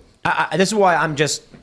It's not all we, of them. we had Alad Eliyahu on the show recently, and he said something to the effect that we were talking about criticism of Israel's military stuff, and he goes like, but don't you think that's kind of anti-Semitic? And I'm like, no.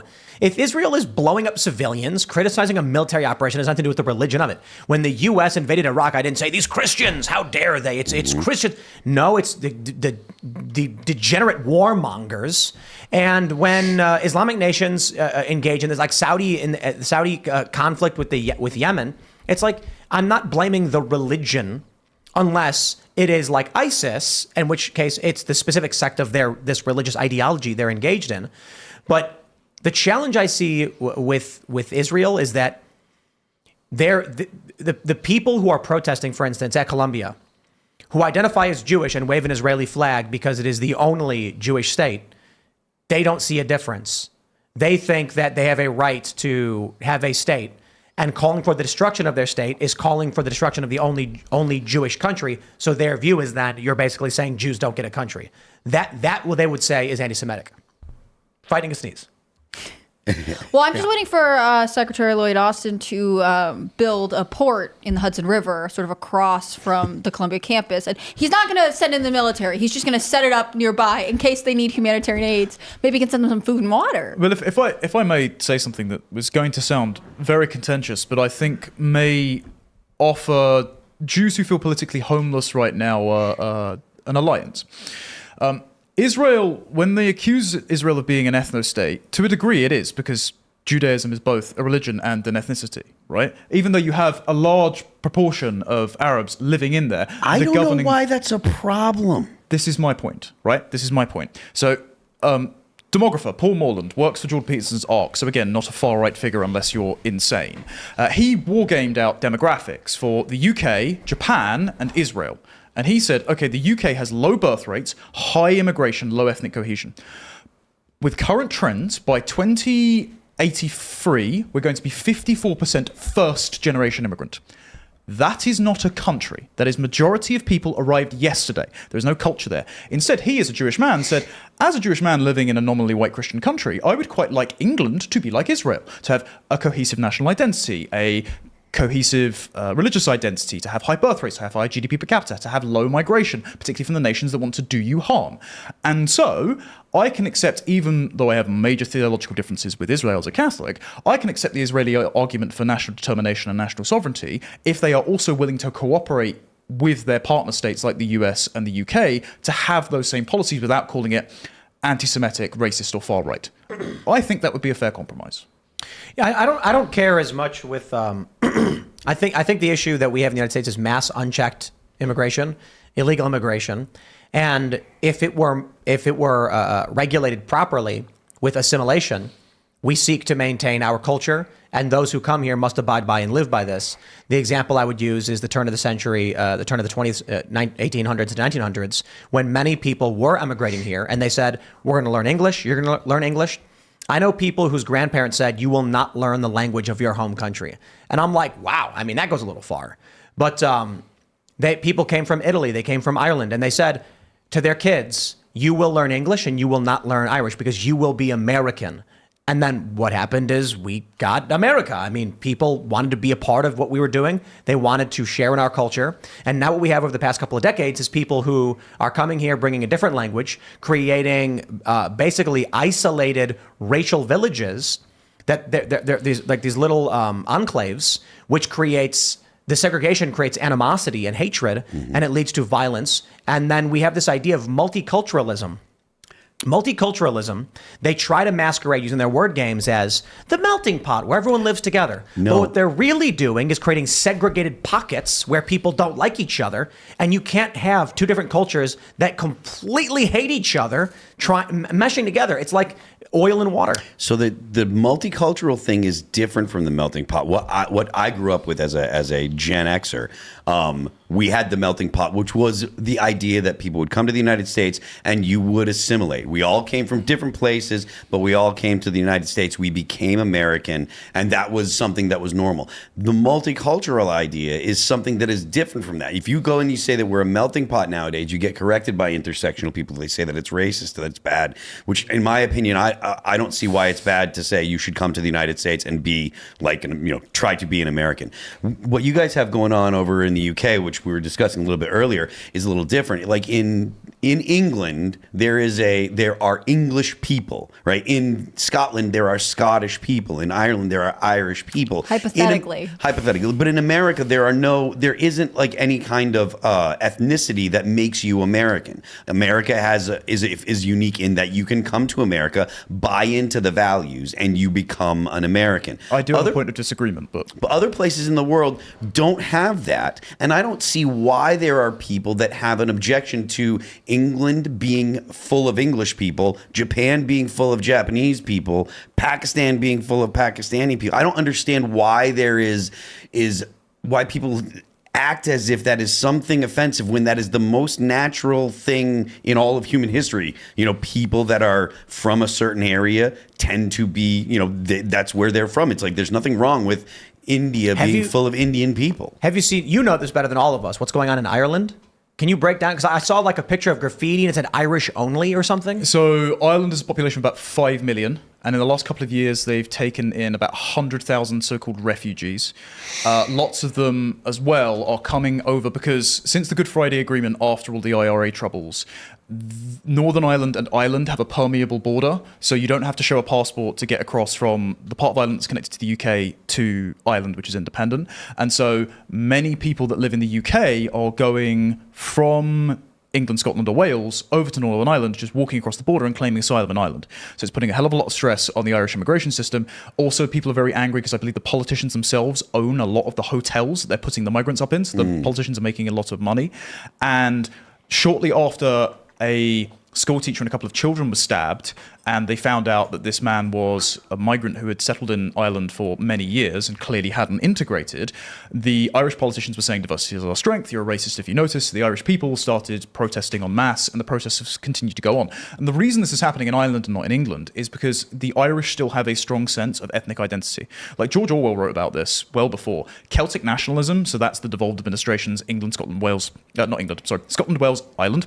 Their identity is often born out of anti-English sentiment, even though they're a similar ethnic group. And so, if they feel like the Irish ethnic group is being incurred upon, not just by the English, but by other ethnic groups that are exploiting their lax asylum system, they will kick up a stink about it. And so they're like global managers that are currently in the Irish government. Ironically, Sinn Féin, who were the political wing of the IRA, are now diversity is our strength, flying the rainbow flag. The Irish Patriots are fighting Sinn Féin, which I can't believe I, as an Englishman, are on the side of the Irish Patriots, half Irish as well, so, for my sins. But that's basically what's happening. It's that Ireland is being disproportionately flooded with migrants, and the Irish people are kicking up a stink. I will say, though, with the American context, I do think there is an unexamined amount of priors baked into the America as an idea belief, because almost entirely the founding fathers were Englishmen. They thought of themselves as Englishmen, and liberalism is essentially how Englishmen think of themselves, like the Magna Carta and social custom, extracted out of England and transposed on other places. This is why it doesn't work, why you can't export democracy to Iraq and the like. And the problem you have is that you've transposed liberalism onto old world nations under American hegemony. So now England, even though it has an ethnic identity, or Germany and the like, are compelled to act as if they are America, and then noticing that people that come from other countries and have ethnic and historical and cultural baggage and don't overnight assimilate into the melting pot, which is, I think, kind of cruel to expect them to just lose their memory as soon as they actually step into a country.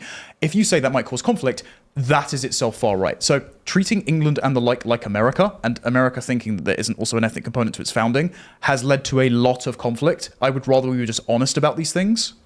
I think the politics of Ireland, considering everything that's going on with mass migration, is very interesting. I assume you've been to Belfast. No. You've not? No. Because I would assume, the people in there are much more likely than I or other people. But I went there and I saw the Peace Wall.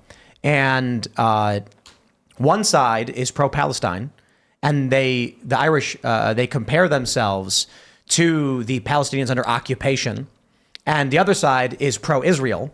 And there's actually graffiti painted by people who claim that the Irish there are a lost tribe of Israel.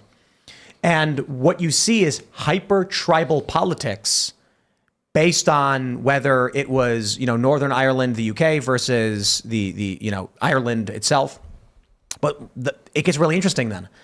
With the EU and the Schengen zone, the border's dissolved. And now you can freely move about Northern Ireland and Ireland as if the conflict is over. It just kind of stopped. And then you end up with mass migration into Ireland among people who had been fighting for hundreds of years to preserve their and revive their language. I saw graffiti in Gaelic. I believe that's what it's called, right? And it was explained to me by a local that basically Irish people they're teaching it. They're trying to restore their language. It was taken from them. They don't like the British and all of these things. And then we see the EU mass migration stuff. There was a video where someone, I think they were in Derry. Is that the name of the city? I'm not sure. They asked people what the most common name was. Did you see this video? Mm-hmm. You saw this one, right? Was it in Derry? I think they're in some Irish city. I don't know anything about Ireland, but they're like, what do you think the most common name born to someone in Ireland was this year? And they were like Thomas and things like that, and they're like Muhammad. And the people there get shocked. Same in London. Yeah. And then they're like, no, it's Muhammad. They're totally thrown off by it because I think people were sold this immigration isn't happening, you're not allowed to acknowledge it line for so long. But I think ultimately the Irish people are a great example. The stabbing that you referenced, from what I remember about it, the students attended a Gaelic specific school. They were being taught a specific language. And so again, crime against lawful citizens by people who are in countries illegally happens all the time in a lot of countries. But again, to have this prime example of people who are the future of your country trying to learn a native language being attacked and targeted by someone who's not even in the system legally is extremely painful. And I think you're right. I think America doesn't acknowledge the fact, we sort of take for granted the fact that we're actually born of European nations, and it gave us the foundation of who we are. I think it is important. I think it's complicated because America is such a large geographic nation that our immigration patterns changed over time. On the other hand, ultimately, all of the values, when we talk about American values, for the most part, are derived from some form of pretty much British but European doctrine. And I think that makes a lot of people uncomfortable to acknowledge, because it's like saying, well, we're a European nation, or we're generally founded in a culture that might seem as though we're not allowing other people to be here. The problem with a lot of immigration, I think, ultimately comes when you say, you can come to my country, but you have to, learn a language and adopt our values. If we can't clearly articulate our values ourselves, if we don't know where they come from, or if we don't have any sort of institution that's helping us maintain them, then what are we really asking you to do? And if you were coming here, why would you do that? Why would you leave something that gives you structure, purpose, and meaning to just jump into the void of, well, we're trying not to step on anyone's toes and we don't want to do anything that might upset someone else? I mean, a strong cultural tradition is good for the people. It gives order and helps maintain structure without the need for government to force it down your throat. Yeah, but so this is why I'm gonna, and Phil's about to give me daggers, I'm gonna blame the whole thing on liberalism. And the reason is, and this is from the American founding as well, when you take Christianity as the foundational Jenga block out of the tower, all you have left is the faulty anthropology of the 17th century, which has taken on a new and hopeful power after the Second World War, because the Second World War, the narrative is, of course, anti-Semitism and racism fueled the Nazi war machine. The hope is that we are all fundamentally blank slates. This is why guest that's been on your show, Eva Vladingerbrook, recently at CPAC Hungary, mentioned Renaud Camus' Great Replacement. That is not what has been taken actually by Tucker Carlson and Vivek Ramaswamy to mean top-down ethnic replacement. It is actually, Camus' original speech was given to Jews, ironically enough, so it's not an anti-Semitic conspiracy theory. It's the treatment of human beings as some like undifferentiated human mass, that if you pick them up from one place and drop them in another, they're infinitely moldable to market demand and cultural demand. And also, with the liberal anthropology of the blank slate, it essentially says that we existed in a state of like perfect freedom and perfect equality before civilization. Not the case, but that sets up an antagonistic relationship with culture itself, with the current structures of liberal governance itself. And so all you've got to do is erase the cultural pressures, for example, the domestic expression of patriotism, like flying your national flag, to infinitely accommodate outsiders, and the outsiders will just melt into the pot, lose all their values, become productive citizens, because deep down, we're all fundamentally the same. It's like, well, if we were all fundamentally the same, we didn't evolve under different conditions, where would have all these cultures come from? But that's never reconciled in the mind. And it's never reconciled in the mind because of a I think, utopic, but in some ways desirable thing, as you said, of we want to end racism forever. I heard that Asians are more likely to be lactose intolerant. Yeah. In fact, highly likely. But also in Japan, they have a more likely to have a gut bacteria that allows them to break down cellulose. because they don't drink milk and they eat seaweed.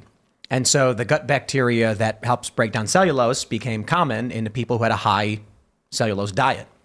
And that's funny because I don't drink a lot of milk. I'm part Asian, so I have to, and I'm like, oh, I wonder if that's related to it, because that's what they say. Now, these conditions are obvious to anybody.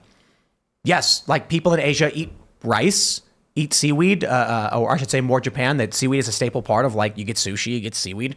And then you come to the United States and it's more animal-based, animal fats and milk and cheese and all that stuff.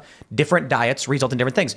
You take a person who grew up in a region where they only eat one kind of food, don't be surprised if they have food allergies in the other region, but they act like these things don't happen. As I do want to bring something else up about what you were saying. Have you ever played Fallout New Vegas? No, I've dabbled in 3, but anybody? No. Phil? No Fallout New Vegas. I played so 4. in Fallout New Vegas, there's 2 competing factions in a big war. Fallout, I'm bringing it up only because the show is now live and most people, like millions of people, started playing the game, so they might get the reference. But there's Caesar's Legion and the New California Republic that are fighting. And I saw this great meme. Caesar's Legion is an authoritarian, it's ridiculous. It's like a guy who calls himself the Kaiser, and he's ruling with sheer force. It's post-apocalyptic, so they know what they're talking about. And someone made a meme where they were like, he was kind of crazy, but he's kind of right, though. And someone responded to this authoritarian despot character. They were like, this just goes to show you why people support authoritarianism and allow these things to happen. Because you take anyone with any amount of charisma who can point to an obvious problem and then claim they have the solution, and people will be like, he's right, though, even when they're an insane dictatorial monster. And pretty privilege is real. If you get someone that's charismatic, that's attractive, and that doesn't mean necessarily pretty, but attractive and charismatic, you can get people will believe all kinds of crazy stuff that comes from someone they like looking at. So why else does Trudeau keep getting voted in? Because he did that thing on the table where, you see that thing where he did that arm press on the table? He could, like, hold himself up. Yeah, it was like the yoga thing. And I guess suburban moms like that. So we do have an update from Michael Tracy. NYPD cops storming Columbia University. He says, I was just chased off the sidewalk. Thank you so much for keeping us all safe from a non-existent anti-Semitism. Hopefully now Israel can continue to pulverize Gaza in peace. Michael, you're very biased in this one. Slightly. Yeah, very biased. And Michael, next time you're going to chase someone around New York, you shouldn't look like a disheveled old man. You should at least be clean looking. Yeah, and I don't see why he was following her around. But anyway, for those who don't know, like, there was a woman Michael said was claiming she was being barred for being Jewish, but Justine they weren't. Murray, she's yep. He claims they weren't letting anyone in, and she was lying or whatever. But he follows her around, and she's like, "Stop following me around." Like, yeah, you probably should have done that. He says NYPD now frog marching Columbia students down the street after snatching them off campus. Thank you, NYPD, for protecting us from these dangerous college girls. Hail Netanyahu. I think Michael's a little biased on this one. A little biased. But thank you for the videos and the updates. I love the snatching them off Columbia's campus. Like, yeah, they're not frog their marching children anybody. being stolen from kindergarten. Yes, a child catcher from Chitty Chitty Bang Bang. Yes. Yeah, thank you for the hyperbole. It's really adding to your credibility here. I think what you're saying about the gut biome in Japan is really interesting. My family is all from Northern England. It's on both sides, and my mother and father's side is from either Ireland or Northern England. And my cousin went to St. Andrews, and she had grown up in the States, and she said her skin has never been better. Yep. And I always think that's funny because it must be humidity or something, whatever the air is. But I do think that there is a level of we think one generation changes everything. If you just have the child of immigrants grow up in another country, they'll be perfectly assimilated if you send them to public school, and it'll be okay. But that's just not the case, right? I mean, our genetics don't change that quickly, and neither do our ideas and formation. I think you can be incredibly influenced by where you grew up, but I think there are bigger determinations than just, I graduated from an American high school, so I'm an American now. Yeah. Connor, you were saying that, it's your opinion that liberalism leads to this. Yes. Right? And you were saying that liberalism wants to make everyone the same. Yes. Universally homogenous, yes. I don't see how that argument makes sense, because it's my opinion and my understanding that liberalism looks at the individual first, not the collective. So I don't know how you square that circle where you think that, or where I don't understand your argument how liberalism actually makes people homogenous and makes them into a collective. Because it believes that before civilization, and it believes that civilization is a rationally ordered thing that adapts to scarce material conditions, we were all blank slates that existed in perfect equality and perfect freedom. Like, that's a direct Locke quote. Rousseau had an even more insane. I don't even see there. This is another thing that I take issue with, and I'm of the opinion that oh man, I can't forget it. I can't remember his name now. Anyways, I'm of the opinion that Rousseau was not an Enlightenment guy. People say that, and people make the argument that Rousseau was an Enlightenment guy, and I actually reject that because Rousseau wanted to make man like savage man but living in cities. He rejected the idea that we could know reality well enough to use reason to order our lives. He said that reason was faulty. He said that emotion is a more real and true way of knowing reality. So I don't think of Rousseau as enlightenment as friendly to the Enlightenment at all. I can bring the two together. So the reason that Locke believed that civilization came into existence was that it was rationally ordered to cope with material scarcity, right? So, Okay. yeah. So Locke and Rousseau have the same anthropology in that they believe that man existed in the pre-civilizational state. They had an equal nature. They were tabula rasa, and that taking them out of civilization made them less equal and less free. Locke believed that this was preferable. Rousseau believed this was akin to a fall out of Eden. Okay. So the liberal dream is essentially to upgrade material conditions and plan society enough to get back to the state of nature, where you have fewer reliances on one another, so that you're not likely to have your freedom impinged upon, and also you have equal and plentiful material conditions, so you have nothing preventing the expression of your will. Rousseau thought you do that through a totalitarian state. Locke thought that you had to do that through a degree of compromise. The problem is, if you generate enough abundance as to where property rights are no longer a concern, because you can just procedurally generate See, stuff. I understand how you're saying that that's Rousseau, but I don't feel like that's liberalism. I feel like Rousseau and the direction that he went in led to a completely and totally isolated philosophy from what we got from like Jefferson and from Locke and from the founders of the country, and the same people that the English Enlightenment is really descended from. Well, Burke was definitely not a liberal, but so the reason is they start from the same framework, and so Locke took off because he made obviously more sense under material scarcity. But as we have generated the material abundance that has been enabled by liberalism, property rights, and the scientific revolution, Locke's arguments can be outpaced by Rousseau because people can start to conceive of themselves as having so much stuff they don't have to worry about rationing it. I think my disagreement comes because that is where it stops being liberalism, in my opinion. But they have something the else. same view of human nature. I understand the genesis the argument So you're does making, Hobbes as well. and we could probably talk. I don't want to take over the whole show, and we could talk about this going on. This but is great. Well, I mean, this is something that I've heard a lot of post-liberals talk about, and it drives me insane because I don't understand why they say that Rousseau, who to me is so foreign to liberalism, why he's an Enlightenment figure, why he, even though he does reject that you can know reality. He says that we should use emotion and stuff like that. And I don't get why the post-liberals are like, no, he's a liberal. I'm like, I don't get it. Carl is now, he's post-liberal, correct? Yes. Something like that. Yeah, Carl is a postmodern traditionalist. I'm nudging him to be Christian because he will be eventually. I just love it. Carl, I remember he was like the classical liberal. Yeah. He was. Yeah, and then he did a sufficient amount of reading and came to the read a same book. conclusions as me. Stop it! Stop it! To call me, Phil, have you even read Locke? Yeah, so... I'm enjoying the hell out of this, anyways. But I'll talk my face off with this guy. So. But I think there's a lot of merit to the argument. I was listening to, I follow Carl now. He's back on X. Yes. Elon has restored his voice, and I think he makes a lot of great points. Yeah. Yeah, I think we should probably we need to have like a culture war episode getting into this in great detail. I'd love that. I'd absolutely love that. Fly you and Carl over, come hang out. That would be incredible. great. We'll all go shooting afterwards too. Likewise, when you're back in the UK, my friend, open invites to anyone on this show. There will be UK coming next year, I believe. Fantastic.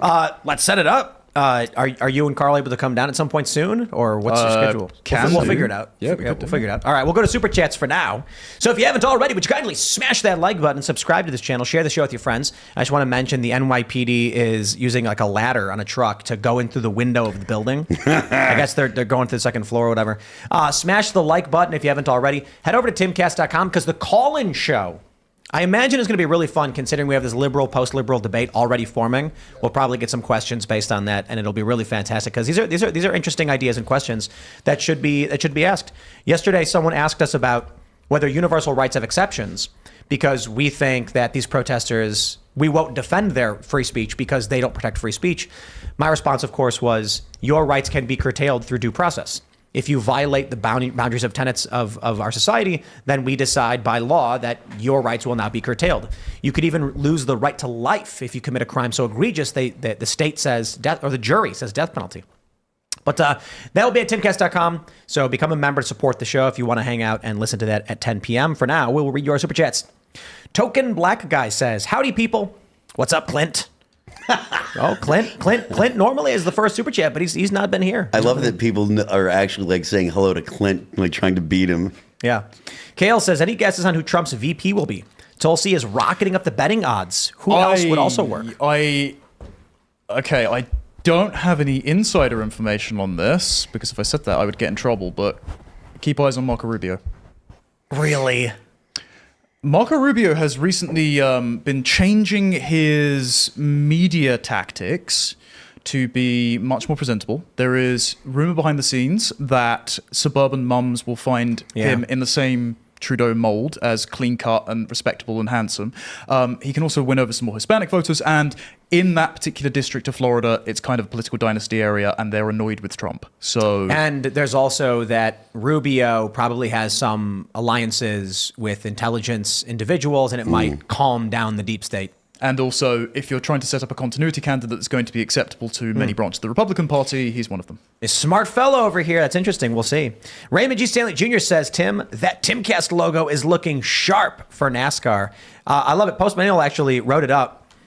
Cody Dennison, we talked to him, and it was really great. I'll tell you the story. He was on, I think he was on Pop Culture Crisis, because he's got his own, he's at Camelcast on Twitter, his own YouTube channel. And Brett Dasovic was saying, like, hey, he's looking for sponsors. Maybe you'd want to sponsor it. And he walked over and was like, oh, yeah, I'm looking for sponsors. And I was like, done. And I shook his hand. That was it. It was like 10 seconds. I was like, bro, are you kidding? I'd love to sponsor a car. That'd be so cool. We're so excited. We're definitely going to go check out the races. The challenges are mostly on Fridays, but we're really excited. And I think it fits perfectly, especially with like the audience of NASCAR and the overlap that we have. They're the people who came up with FJB. Yeah. And I'm jealous. I mean, the people who are watching this race made one of the most iconic chants ever. So it is an honor and a privilege to support Cody and put the Timcast logo on the car. We're really excited for that. Let's go. Supporting people who support you. Yeah. Yeah, that's great. I mean, the car looks so cool. Shout out to Jessica, who does the graphic design, who designed it. And it looks really cool. I feel like Jessica must have the most wild career, because every other week she's got like a new project. She's always been an artist, but now it's like, okay, billboards, also car, also this next thing. Billboards in Times Square. How about that one? Let's go. David Dorr says, it's always a good show when the failed musician and the dowry queen are present. Who's the dowry queen? It's me, I think. Oh. You know. Because you have to, if you're interested in me, you have to go through my dad and present your dowry or whatever. Ah, okay. Is that real? I mean, is that a thing, or like? Sure, why not? You think I want to deal with dating? No. Dowries. What do we have? The last campaign says, hey, Tim and friends, just wanted to give a super chat to support the cause. Thanks for all you do. Really do appreciate it. Manifestory says, first time donator, yet longtime fan. Love y'all's progress and work. Keep it up. Furthermore, Gen Z for Trump. It's shocking how the polls are swinging for Trump, and a lot of interesting points being made as per these polls. Yes, the polls can be wrong.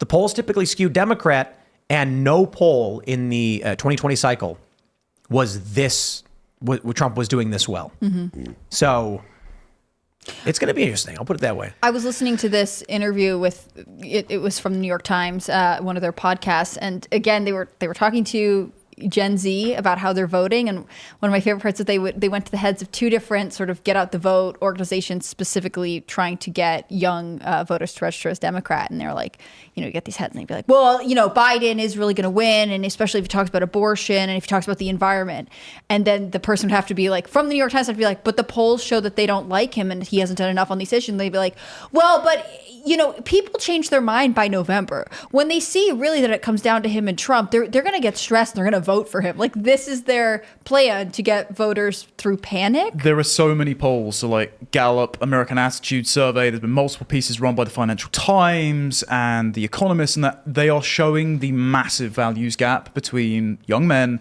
and young women trending more liberal due to scaremongering, TikTok. Birth control is not a small aspect of that, sadly. And young men, because you stuck them in a woke classroom and you expect them to go, nah, thanks, this is boring as hell. Like, someone mentioned the bear scenario. Have you seen this TikTok thing? I heard this on your show yesterday, yes. Right. And so the general idea is, the question is, if you were to be left alone in the woods, would you rather be with a bear or a man? And apparently women say bear or something, and men are like, are you nuts? Well, I have a story I've told that someone I worked with, this woman, when I was at Fusion, we were hanging out, talking about work stuff, and she says, be honest, Tim, how many of your guy friends, like, talk about raping women? And I was like, what? She's like, how many of your guy friends are, like, cool with rape? And I was like, none of them? And she was like, for real? No, come on. Like, you guys talk about raping women. And I was like, are you kidding me, dude? If we were hanging out with a bunch of our guy friends and some guy started joking and laughing, saying he intentionally wanted to rape someone, we'd probably never call him to hang out again and be like, maybe you should go. Like, this really weird thing. Now, if there's a joke where it's like someone's doing off-color humor, and she's like, no, I mean like guys, they like raping women. And I'm like, dude, no. This is modern woke feminism. She genuinely believed that dudes are like hanging out bragging about raping women. And I'm like, that's maybe like weirdo rapists, which are a microscopic portion of the population. That's guys' fantasies are them with huge muscles saving the woman from the rapist. It's St. George and the Dragon, basically. Yes, Yeah. they want to be the knight in shining armor, not the demon. Well, I had this when I went on Piers Morgan, and the clip did quite well because Ava, some absolute no-name journalist who unfortunately took down Lawrence Fox's career, went on and said that I'm comfortable with men being afraid of false Me Too accusations because it keeps them in line. And I said, okay, you're wondering why lots of young men aren't dating. Now, I think dating apps and have a larger share of that, but lots of young men are risk averse. And I said, well, I know lots of my friends who are smart and competent and upstanding young gentlemen who have divested from the one-night stand lifestyle and sometimes pulled away from relationships because they don't want to face a false accusation, because I've had friends that have been falsely accused. And she said, well, I wouldn't be friends with men like that. And I was like, did you just imply that I'm friends with potential rapists on live television? Did you really just do that? Well, she thinks she's better than you are. I mean, it sounds like the implication is she wouldn't want to be friends with men who don't want to rape women and don't want to be accused of raping women. Well, that would be the insane standard. But that's a standard set by women who have never had a single healthy relationship with a man in their life. And unfortunately, those women during the 20th century took up a disproportionate time. And TikTok ain't helping. Feminists think all men are the president or their dad. Yeah. Well, Simone de Beauvoir in The Second Sex literally said all heterosexual sex is a kind of rape. That is a direct quote. Yeah, it's wild. I think... Yeah.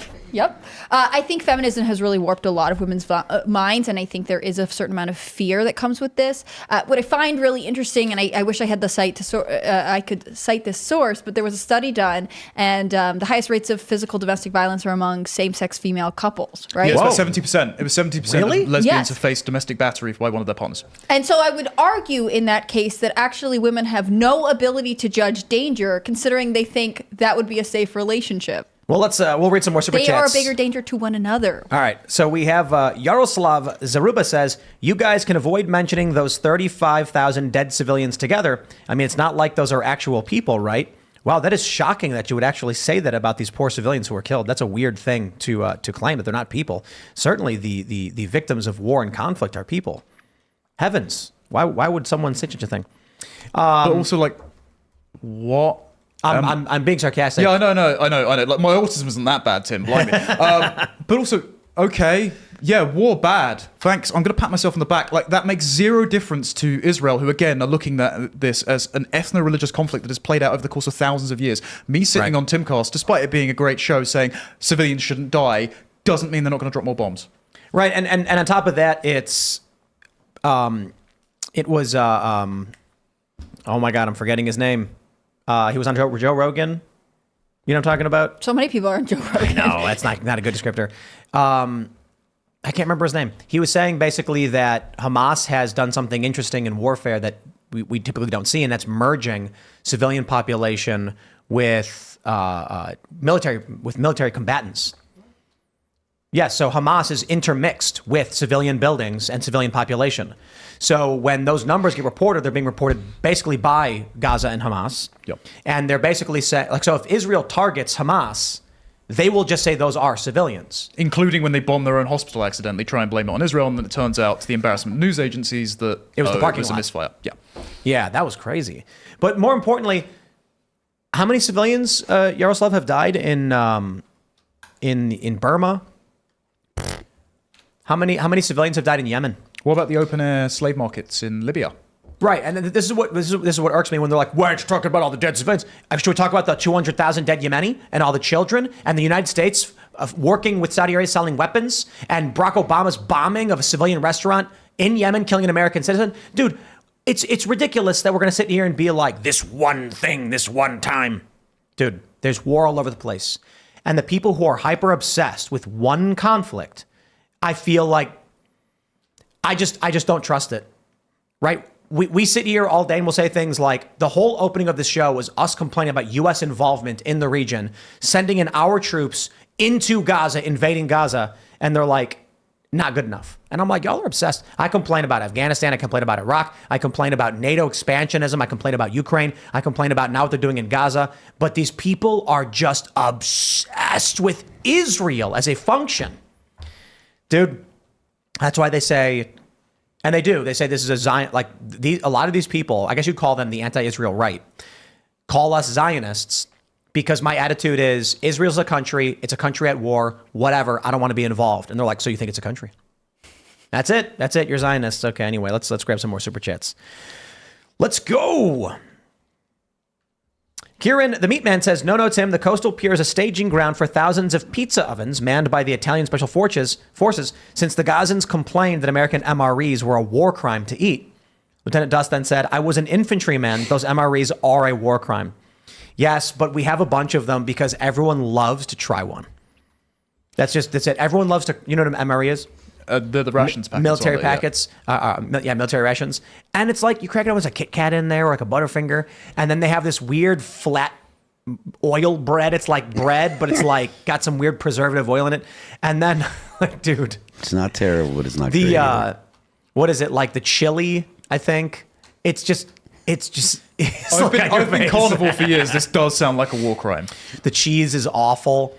But that's all American food, though. American food is mostly not food. Like your cheese is plastic. Everything's got canola oil in it. It's American pasteurized processed cheese product.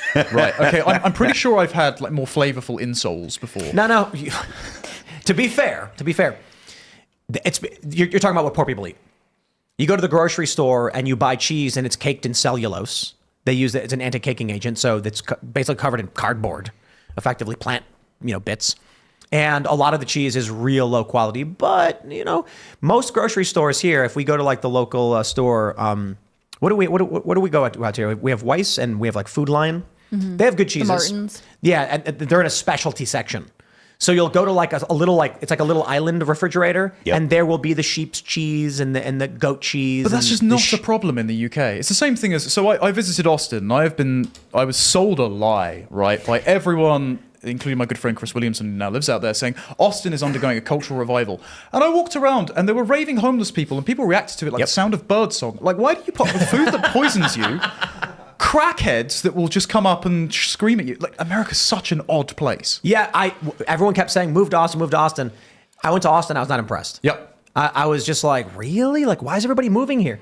It's expensive. There's cool stuff. There's something, look, we're in the middle of nowhere out here. As you can attest, coming here and like it's a big building, literally surrounded by trees. And there are a couple cities nearby, Frederick, Maryland, not too far, Charlestown, Martinsburg, Winchester. These are all within, like you can drive an hour and be in DC. So the city is there, but you don't have to live where the homeless guy comes up to you and screams in your face and spits all over you. You can live further out and drive into the city when you want to go for your nice steak dinner. It makes me think that the people who are moving there, I think in large part were from California, where things are really, really bad. So they got to Austin and thought, utopia. But the rest of Texas is like, really? Austin? And Texas itself is great. Speaking of having a strong culture. Let's read some more super chats. We got Jacob Hawley who says, Tim and crew, please pray for Sulphur and Holdenville, Oklahoma. They got hit by an EF4, is that what it is? Rough. 5 dead so far. The whole town is gone, and the city hall got reduced to just a slab. We're helping on the ground with Ryan Hall. Y'all people, 4-month-old didn't make it. Wow, sad to hear. It would be cool if we could get, some kind of like video showing the recovery efforts and like a fundraiser or something to help out the people. But that one gamer says, my dad bought the house I grew up in at 23 in 1988. Here I am at 21, and that's no longer a realistic goal to someone like myself. Gen Z has bigger problems to worry about than another foreign war. Agreed. One of the things that makes me so angry is, we often do mock the entitled younger generations, millennials and Gen Z, but there is a certain entitlement that they do deserve to be angry about, and that is the younger generation inherits all of the work that we do. We get old, we die, and we literally give away the stuff that we built and we made. And I was thinking about that. I'm 38. Here we are in this massive building, and I thought one day somebody's going to inherit this. My child will probably get this building. I don't know if I like that idea, to be completely honest. But there will be wealth transfer, knowledge transfer, and the younger generation is supposed to inherit these things. The Brooklyn Bridge, the younger generation inherits this. It's just there. But it was a tremendous undertaking. And at the time, I think Brooklyn Bridge was first, right? There's like ferrying from Manhattan to Brooklyn. And it was actually like, you're going to Brooklyn today? Wow. Because you got to pay and take the ferry. Then they built a bridge and you could just walk across. Now it was just like, if you feel like going for a walk, you go to Brooklyn. It became easy. And young people don't have to do any work. They one day, and people not even from New York, one day you show up and it's there. Now what's happening is the entitlement of the younger generation, which is the country that we and those who came before us has built, is being given away to non-citizens who are being given luxury hotel rooms. They're being given paid debit cards. They're being told to come in, don't worry about it, while young people can't buy houses. Before we give luxury hotel rooms to a non-citizen, that one gamer should be offered the opportunity to have, as long as he sees fit, a luxury hotel room paid for, if before we give it to a non-citizen. Now, that being said, I don't think we should do that. Then you're just trying to entice communism. The reality should be, you should be able to work a job on a single income, afford a house and food, have a family, and we shouldn't be giving away and creating these crises. But the problem is, when they mass print money for wars, for foreign endeavors, for Pakistani gender studies programs, that was like 12 million. And when they open the door to non-citizens, flooding the labor market, it makes it impossible. Also, there's more, I think, more intergenerational resentment is coming than class resentment, because the boomers essentially voted themselves entitlement programs that they couldn't pay the bill on because they gave it to their smaller cohort parents after the war, and then thought, right, the pension bill's going to come due when we have this, so then we need to import infinity Africans to work for low wages to ensure the GDP goes up, and we need to push all of the debt onto people that haven't even been born yet. And so if you birth children into multiple $1 trillion worth of debt, don't be surprised that they're going to be annoyed at you when the bill comes due. All right, we'll grab some more super chats. What do we have here? Thinker for Life says, we are here because we bitch on the internet instead of the street. Social media swallows voices and people feel like they said something. And so the true inner fight never gets pent up as it once did. I call that the pressure release valve. That is Timcast IRL. I think the reason YouTube tolerates us to the extent they do is that the way I see it is this. YouTube creates a pressure system where if you are pro-narrative, pro-establishment, they will promote you in the algorithm 52%. If you are anti-establishment, 48%. Over a long enough period of time, the math is quite simple. The anti-establishment message dies because it can't support itself, and the opportunity exists elsewhere.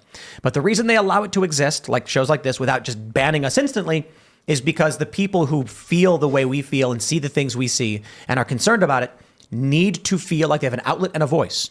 And if they were to ban this show and other shows like it, people might get pent up, angry, and burst. So they need that pressure release valve that will slowly burn out. However, that being said, I do think we're winning. When you take a look at, I'll put it this way.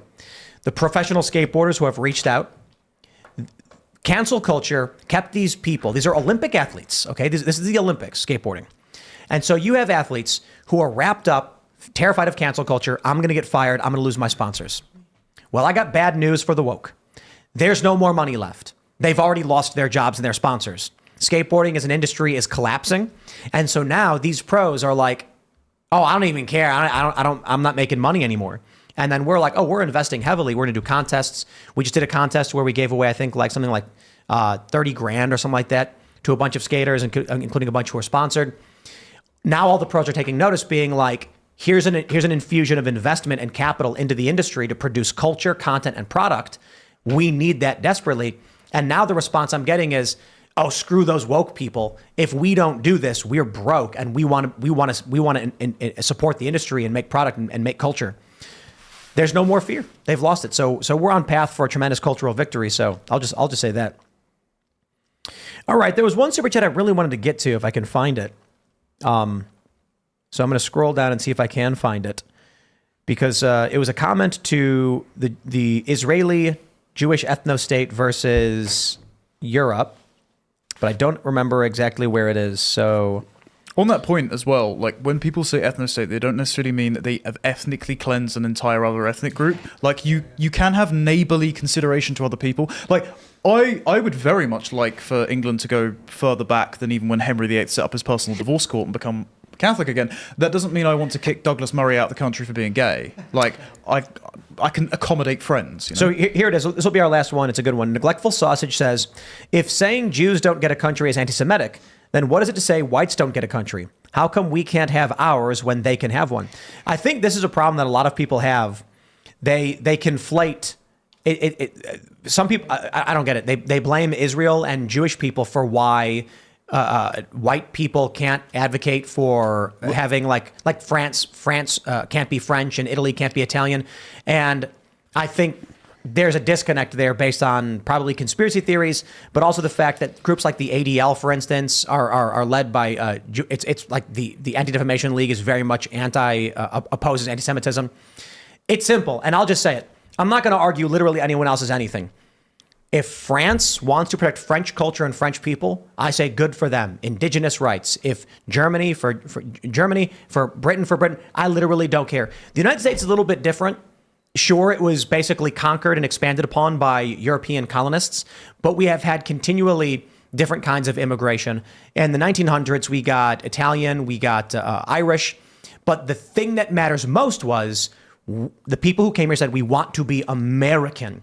And the problem I see now is people don't want to be American. They want to represent the flags of their nation, but in our country. And it destroys and dissolves what made this country great. As for France, I'm not French. I don't care. If people in France are like, France for the French, I'm like, good for you. You do whatever you want to do. Go. Good luck, France. Yeah, to steelman the position that it's not the fault of Israel or Jewish people that you can't have national self-determination if you're a white country. Ever since the Second World War, there was a conflation with Nazi Germany and the countries which fought and opposed Nazi Germany, because they believed that if white Europeans defended themselves as an explicit people rather than just having the modus operandi of their nations being proving that they're anti-racist, they would lead ineluctably to the Third Reich. This is what Camus calls the second career of Adolf Hitler. And it's spectral and it's insane. The problem now that people are realizing, this is why the Israeli issues reach such salience, is acting off of this premise, thinking people are blank slates, thinking that the West can just do infinite handouts and that culture, identity, historical baggage don't matter. They've mass imported Muslims who are anti-Semitic, and now that second career, the spectral career, is turning into a very real third career. So this is why, as I made the case earlier, Israelis and Jewish people concerned about the integrity and the continuation of Israel should also respect the indigenous rights of the nations that they are hoping would be their hosts or their allies. All right, everybody, if you haven't already, would you kindly smash that like button, subscribe to this channel, share the show with your friends, head over to timcast.com, click join us, become a member. If you want to come and hang out in the members only call-in show, which will be coming up in a couple minutes, we're going to take your questions. It'll be a lot of fun. Follow the show on this channel, subscribe, but also on X at Timcast, on Instagram at Timcast. Those are my channels, but that matters moving forward. We're working on some developments here. And rumble.com/Timcast IRL. We also post all of our clips there. And just become a member, support the show, castbrew.com. Connor, do you want to shout anything out? Yeah, thank you very much. Please go to lotuscaesars.com to watch my show at 3 o'clock UK time Wednesday afternoon. Subscribe for as little as £5 a month. Hopefully we'll have the Timcast crew on there in the future. And you can follow me at con_Tomlinson on X, Instagram, etc. I am Phil That Remains on Twix. I'm Phil That Remains Official on Instagram. You can check out actually, we need you to go to my Twitter account, and my pinned tweet is the pre-save link to our new single. Comes out on Friday. It's Divine. In the description below. In the description below tonight too. Yes, you can click the link to pre-save the new single from All That Remains. It's the first new music that we've released in 6 years, so we'd really appreciate it if you check it out. You can check us out on the Destroy All Enemies tour this summer, starting August 2nd and going through September 28th. You can check out the band All That Remains on Instagram, on Spotify, on Apple Music, Pandora, Doozer, Amazon, the internet. Go on, get it. I'm Hannah Claire Brimlow. I'm a writer for SCNR.com. You should definitely check out Scanner News. You should check out our work. Follow at Timcast News on Twitter and Instagram. Alad's out there getting a lot of on-the-ground footage right now. So if you want to see what's happening in New York, that's where I would direct you. It's so great to have Connor back. I'm glad you could join us for an actual Timcast as opposed to Shimcast. If you want to follow me personally, I'm on Instagram at hannahclaire.b. I'm on Twitter at HCBrimlow. Thank you guys so much. Bye, Serge. See you later, Hannah Claire. Peace out, guys. Thank you for coming, Connor. Cheers. We'll see you all over at timcast.com and in just about a minute for the Uncensored Show. Thanks for hanging out.